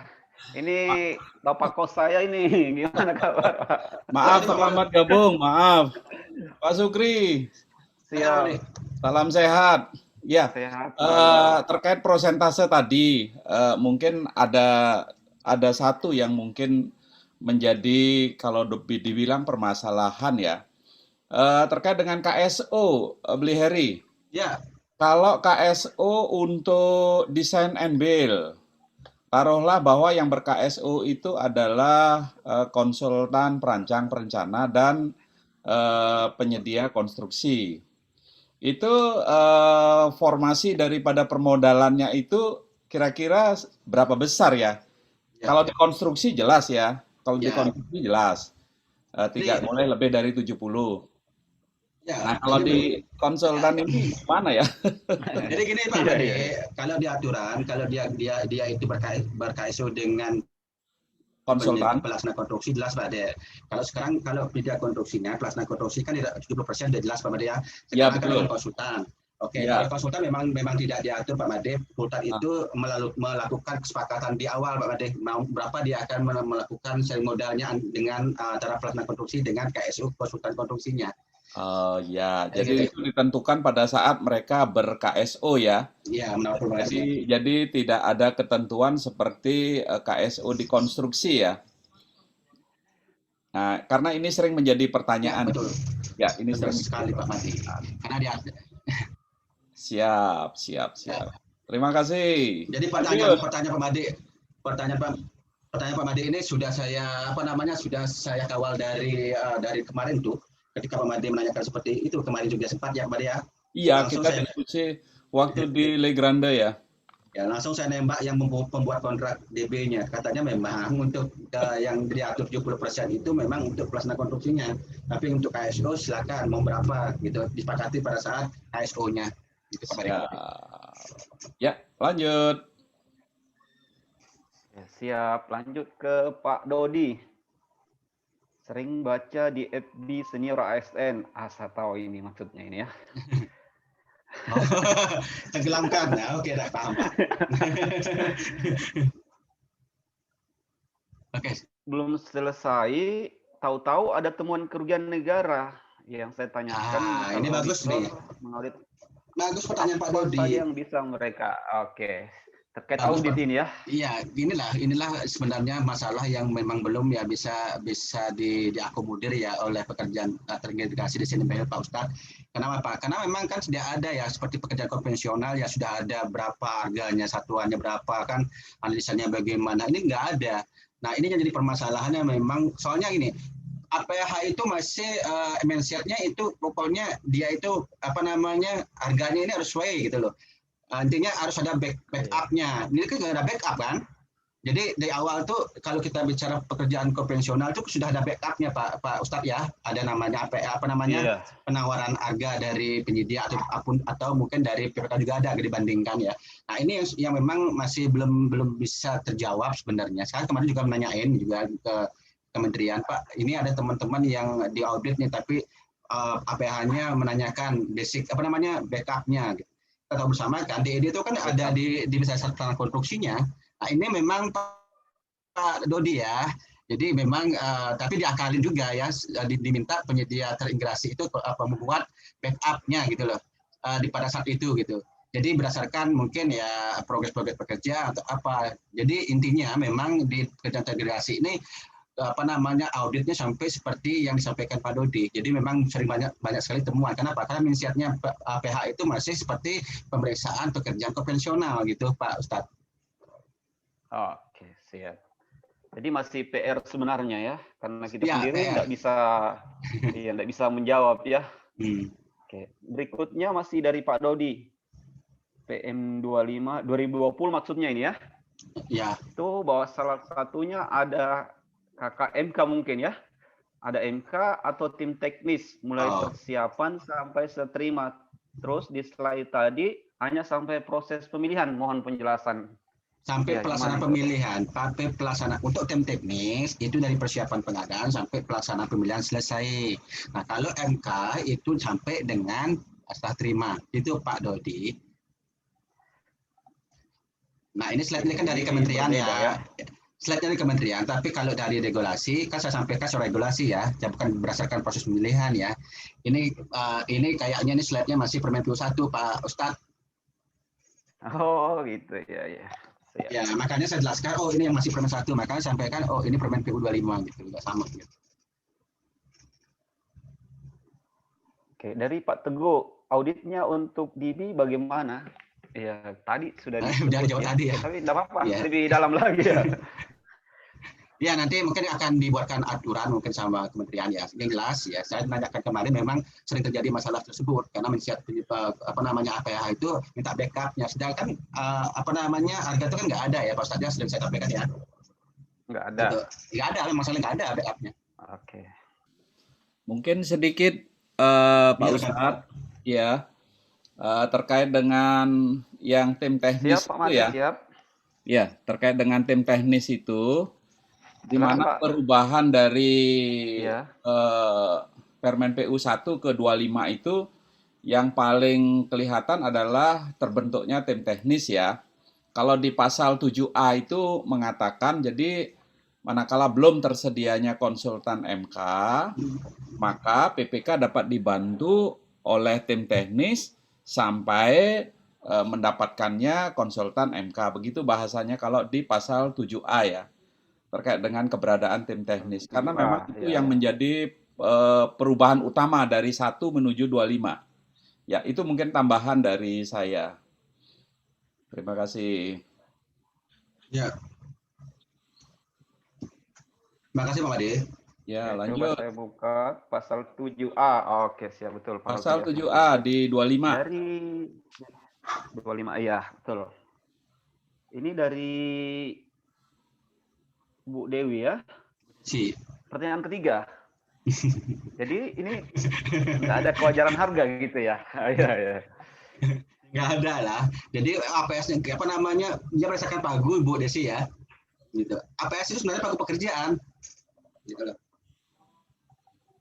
Jadi dia kan bobot ya. Jadi penawaran harganya ada nilainya kan? Ya, ada bobotnya ada 40% atau 30%, tergantung teknisnya berapa. Jadi yang dilihat total ya, nggak ada. Ya, nggak ada. Dari Pak Rapi ini ya. Bagaimana cara Pokja yang basic ilmunya bukan teknis? Ini dia. Untuk menentukan nilai dari sub-sub unsur dalam rancangan teknis. Ya. Apakah bisa dibantu juga dengan MK atau tenaga teknis? Ya, atau tadi kan cukup membandingkan dengan rancangan teknis yang disusun? Nah, seperti itu pertanyaannya. Nah, ini kan sebenarnya memang sudah diawali dari persiapan penyusunan oleh siapa nanti tim teknis ya atau MK ya. Itu juga nanti akan disetujui ya apa yang ditetapkan, apa yang disusun oleh MK atau tim teknis disetujui oleh pejabat tinggi pertama. Itu sebenarnya sudah terbentuk ya nilai sub unsur. Nah, sub unsur itu kan sudah ada dalam lampiran juga kan, tinggal kita cari misalkan 10 sampai 5 misalkan tinggal kita cari saja. Nanti mau yang di mana itu kan berdasarkan tentu juga seperti yang sampaikan di awal tadi, jangan sampai penyedia itu sampai gugur di nilai ambang batas unsur, tetapi sebenarnya dia itu memenuhi syarat ya. Karena tadi kan contohnya saya sampaikan tadi jangka waktu pelaksanaan apabila menyampaikan lebih cepat itu kan lebih bagus kan, itu 100. Tapi menyampaikan sesuai dengan persyaratan, jangan sampai menyesuaikan persyaratan itu menyebabkan nilai unsurnya pembatasnya tidak tercapai gitu maksudnya. Ya, jadi memang yang menyusun ini memang Pokja pemilihan, tapi harus dapatkan penetapan dari pejabat tinggi pertama. Jadi nggak boleh ditetapkan dulu ke dalam dokumen pemilihan, harus mendapatkan penetapan dari pejabat tinggi pertama. Begitu Pak Muhammad Latif. Atau gini, mungkin maksudnya ini ketika Pokja mengevaluasi, kan ada syarat yang bersifat objektif. Misalnya tadi jadwal, kan clear, ya kan? Ya clear. Terus? Sama di atas kurang. Nah, gimana misalnya yang bersifat subjektif? Misalnya proposal rancangan. Sebenarnya tidak ada bersifat subjektif loh kalau kita bicara terhadap sesuai dengan ketentuan pengguna jasa. Kita pengguna jasa misalnya proposal Proposal rancangan, iya. Apa sih? Iya. Nah, misalkan proposal perancangan itu kan ada misalnya konsepsi perancangan gitu kan. Kita ambil kalau dia misalkan Iya. dimintakan konsepsi perancangan, apa namanya? Rancangan gambar atau rancangan detail, kalau dia sudah menyampaikan itu semua dikasih nilai 100. Kalau misalkan dia tidak menyampaikan kurang dikasih nilai, misalkan kalau kita ingin benar-benar itu semuanya tercapai, maka kita usahakan nilainya itu biar bisa penyedia itu tidak memenuhi nilai yang sudah batas. Misalnya kita kasih 50 gitu. Jadi kita sudah kalkulasikan. Ketika misalkan kita kasih 75, oh ternyata dia tidak melengkapi, bisa masuk loh. Nah, di sana kita mitigasi. Kasih 50% aja dari nilai dari bobot unsur, sehingga ketika dia menyampaikan tidak lengkap, otomatis setelah dikalikan dengan 50% dengan atau dengan unsurnya itu dia nggak mencapai nilai ambang batas, gitu caranya Pak Ustadz. Jadi sebenarnya kata kunci di sini adalah kriteria evaluasi ya. Ya. Oke. Jadi harus benar-benar dipastikan, jangan langsung ya. Iya. Siap. Artinya kriteria evaluasi ini Pokja harus bisa ukur ya. Ya. Unsur dan kriteria. Unsur dan kriteria. Siap. Yep. Unsur dan kriteria. Berikutnya dari Pak Faisal ya. Mohon penjelasan terkait kewajaran harga. Oh, tadi sudah dibahas ya? Iya, memang nggak bisa. Memang ada bisa, penjelasan Pak. Tambahan ini, Bli. Nah, kecuali yang mungkin memiliki gini Pak, kalau yang kewajaran harga itu kan biasanya yang saya bisa mengatakan bahwa ketika misalkan ada bagian pekerjaan yang tidak memiliki kondisi ketidakpastian, itu sudah ada daftar harganya, grade-nya itu Pak. Tapi kalau yang untuk yang ini memang tidak ada ya Pak ya kewajaran harga seperti itu, karena saya belum menemukan hal seperti ini ya untuk hanya harga di dalam desain file. Iya, mungkin konsepnya teman-teman yang belajar ini termasuk saya, karena di dalamnya ada perencanaan, seakan-akan ada biaya ini ya, personil. Oke, iya, nggak ada. Nggak ada ya. Oke, dari Pak Lukman. Oke, Luke. Luke ini panggilan akrab di Sulawesi ya. Oke. Bagi PPK untuk menyusun data-data awal dari data penelitian tanah, topografi dan lain-lainnya, apakah menggunakan jasa konsultan? Gitu. Ya, tadi saya mengatakan ini kan termasuk rancangan awal ya, basic desainnya. Itu sebenarnya sudah bisa dibantu oleh MK atau tim teknis. Jadi PPK itu bersama-sama tim teknis di MK saja yang artinya penyusunan data awal. Itu Pak Ustadz.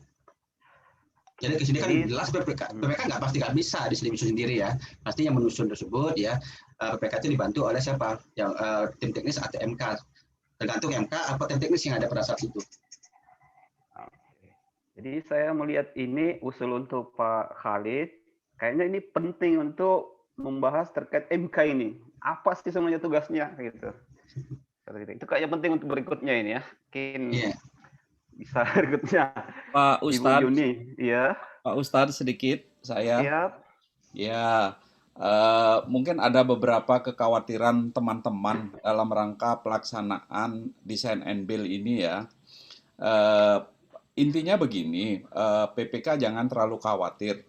Yang paling utama dulu konsentrasi kita dalam rangka untuk mencari konsultan MK dulu, kan begitu?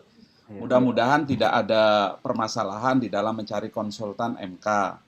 Ya, karena kalau kita lihat pasal 43 daripada Permen 25 itu, di sana jelas sekali tugas MK itu mulai dari awal, mulai dari persiapan, ya.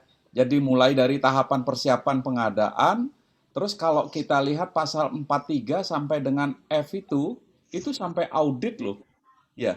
Sampai dilakukannya audit, MK itu masih membantu pengguna jasa. Nah, itulah dia teman-teman yang sudah memutuskan bahwa ini adalah pekerjaan kompleks dan memang waktunya juga mendesak dan memutuskan memakai desain and build, tentu yang harus dipikir pertama adalah bagaimana mencari konsultan MK dulu, ya. Ya kalaupun umpamanya dalam tahap awal ada tim teknis yang membantunya. Jadi saya hanya menegaskan terkait tugas tim MK itu di pasal 43, jelas sekali berbunyi ya. Jadi itu Pak Ustadz tambahan dari saya. Sampai penolakan pun juga Pak Made, penolakan Iya. penolakan. 43 ya. Betul, Iya.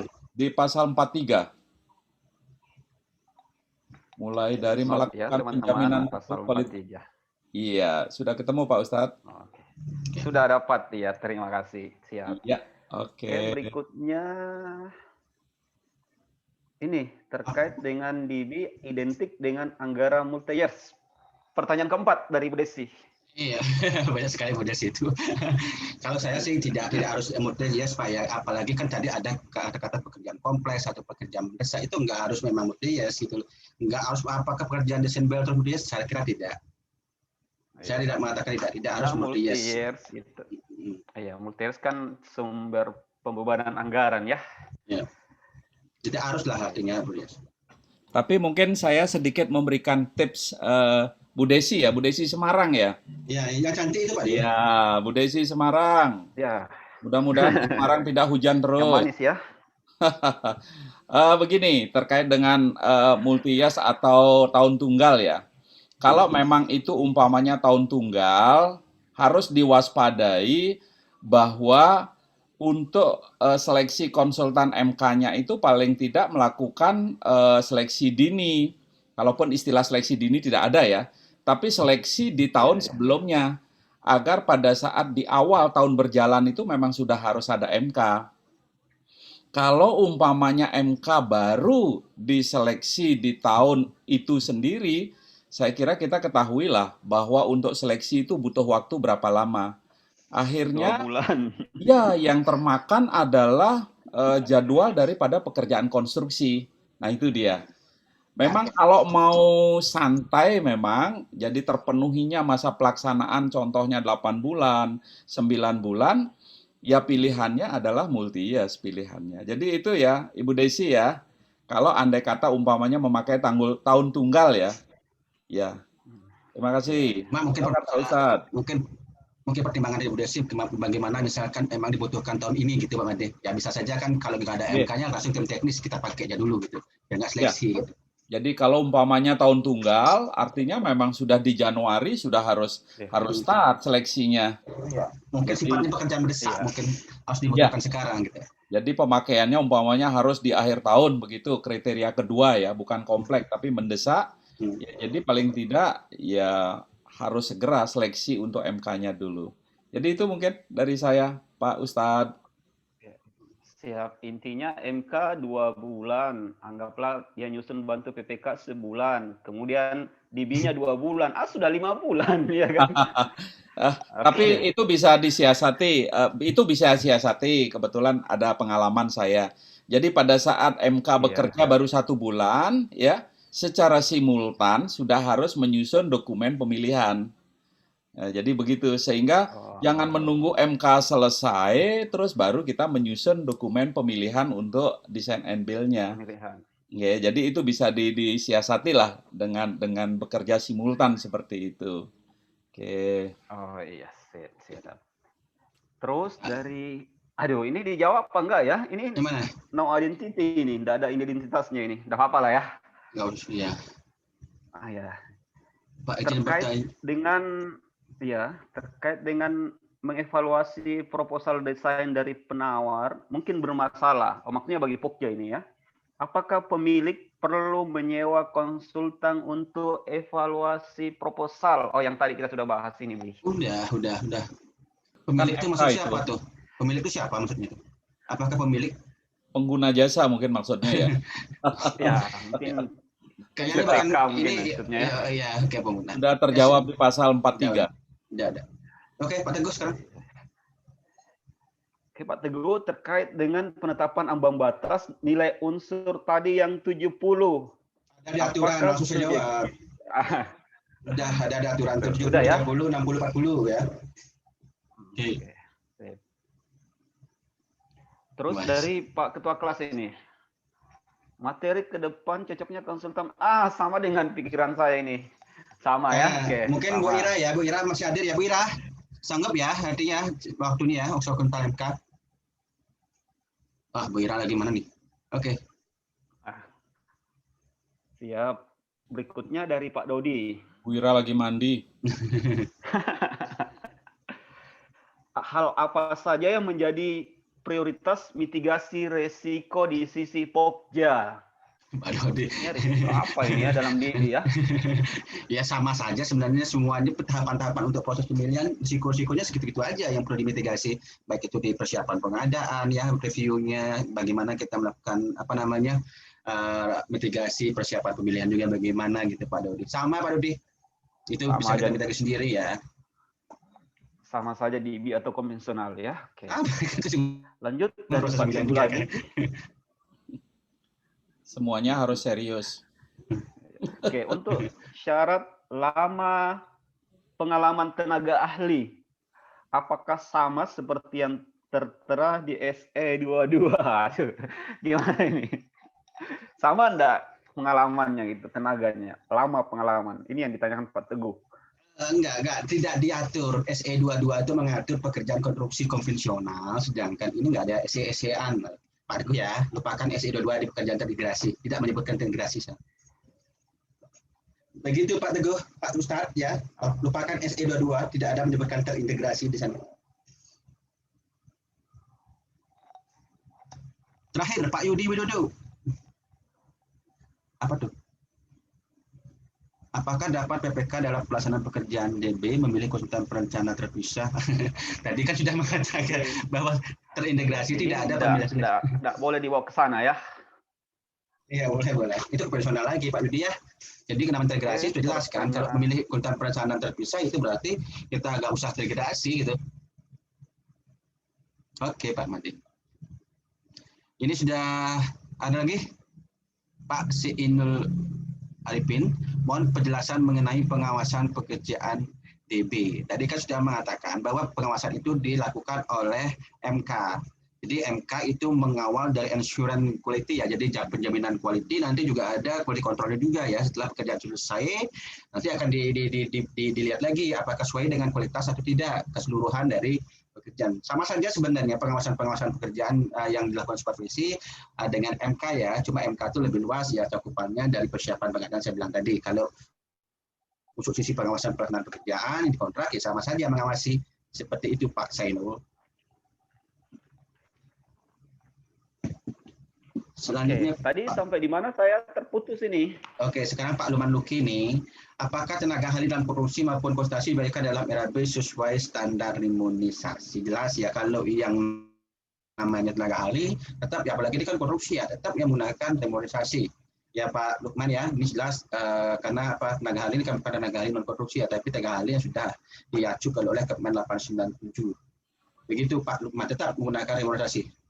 Beli Heri sama Pak Ustadz, mohon izin ya, saya mau ke layar sebelah ya. Ya, siap. Ya, salam kangen ini buat Pak Ustadz ini, lama kita tidak bersua ya. Salam kangen kembali, makasih ya. banyak, sehat selalu. Iya. Siap, lanjut. Tapi saya kehilangan chat. Untuk habis ya? Habis sudah saya jawab semua. Oke, siap. Gimana teman-teman sekalian? Ya, kalau saya lihat nih jam 17.30 di Bali, berarti di Timur sudah 18.30 ya, bisa di kasihan juga teman-teman. Sudah gelap. Ya. Silakan Pak Ustadz. Kita close aja atau kita kembalikan ke Pak Khalid, mungkin ada kesimpulan pamungkas ya. Pak Khalid, silakan.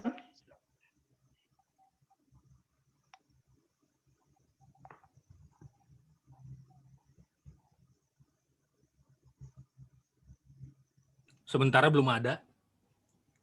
Belum ada. Ini soalnya sudah di sesi akhir ini ya. Biasa aja, Beli Heri aja, silakan closing statement. Saya kan cuma tinggal tekan tombol stop. Oke. Baik Pak Ustadz. Jadi dari jam berapa tadi ya? Ada sudah 2 jam ya Pak? Jam Ustadz, 2 iya. Ada lebih. Lebih ya. Jadi ya teman-teman ya. Jadi apa yang saya sampaikan tadi baik dari sisi perencanaan dan persiapan sampai dengan pelaksanaan pemilihan masih bersifat umum ya. Jadi kita belum yang namanya penyusunan ya. Artinya tata cara evaluasi yang sesuai teknisnya. Nanti mungkin ke depan ya saya akan mengambil materi khusus untuk tematiknya, bagaimana nanti kita langsung menilai terhadap unsur teknisnya tadi. Nah, jadi mungkin ya untuk pekerjaan desain and build ini seperti yang sampaikan tadi, kalau kita bicara dana APBD ya kemungkinan ya jarang sekali untuk mendapatkan nilai 50M ya. Pak Ustadz ya, jarang ya. Jadi intinya kita mengetahui lah lebih dulu bahwa pekerjaan desain and build ini memang pekerjaan yang masih menjadi bagian dari jasa konstruksi, sifat jenis jasa konstruksi. Jadi ada dua ya, bidang produksi dan pekerjaan administrasi. Jadi itu yang saya sampaikan ya. Mungkin materi besok ya. Bu Juni masih bisa ini ya, dengar ya? Bu Juni. Ya mungkin nanti teman-teman ya saya akan sampaikan bahwa nanti kita akan mendapatkan materi dari Bu Juni mungkin terkait konsultan. Tadi disampaikan adalah konsultan MK. Begitu Pak Ustadz, itu saya sampaikan. Oke, siap. Terima kasih. Untuk selanjutnya sebagai moderator saya ingin sampaikan kepada Bapak Ibu jangan bosan-bosan untuk terus belajar ya. Kita bersyukur karena disatukan dalam grup yang eksklusif. Terima kasih. Sampai ketemu lagi di kelas berikutnya. Silakan Pak Khalid. Ya. Baik, terima kasih Pak Sukri. Jangan lupa juga sekalian bahwa ini jangan cuma beli Imade Heriana aja yang ngomong. Betul. Berikutnya ini Pak Sukri jadi narasumber. Nah, berikutnya nanti ada moderator lagi. Nanti berikutnya moderator jadi narasumber gitu loh. Harus siap-siap nih dan enggak usah khawatir, KM Partner siap memfasilitasi kok, enggak usah khawatir. Ya. Tinggal atur waktunya aja, yang penting waktunya tidak tabrakan dengan webinar yang dilaksanakan, silahkan bisa digunakan kapan saja. Oke, makasih Pak Sukri. Terima kasih luar biasa. Nah, mumpung kena Pak Samsurambi sudah datang, kayaknya saatnya untuk live nih. Pak Sam? Oke, baik. Izin semua. Izin, saya ada urusan sedikit. Silakan. Pak Sam, silakan closing statement, Pak Sam. Apaan? Baru hadir, baru sampai rumah. Udah selesai, Pak Sam. Udah ditutup. Ini 2,5 jam Pak Sam tadi. Pak Sam berdatang. Sibuk Tapi Sam? sempat nyimak di jalan. Oh gitu. Nah, silakan. Ada yang mau sampaikan? Apa tuh? Enggak ada? Udah closing. Oke, baik Bapak dan Ibu, terima kasih atas berkumpulnya Pokja Bersatu. Jangan lupa tetap selalu belajar Bapak dan Ibu, dan semoga apa yang kita pelajari hari ini menjadi amal ibadah untuk kita semua. Terima kasih. Wabillahi taufiq wal hidayah. Assalamualaikum warahmatullahi wabarakatuh dan salam pengadaan. Salam warahmatullahi wabarakatuh.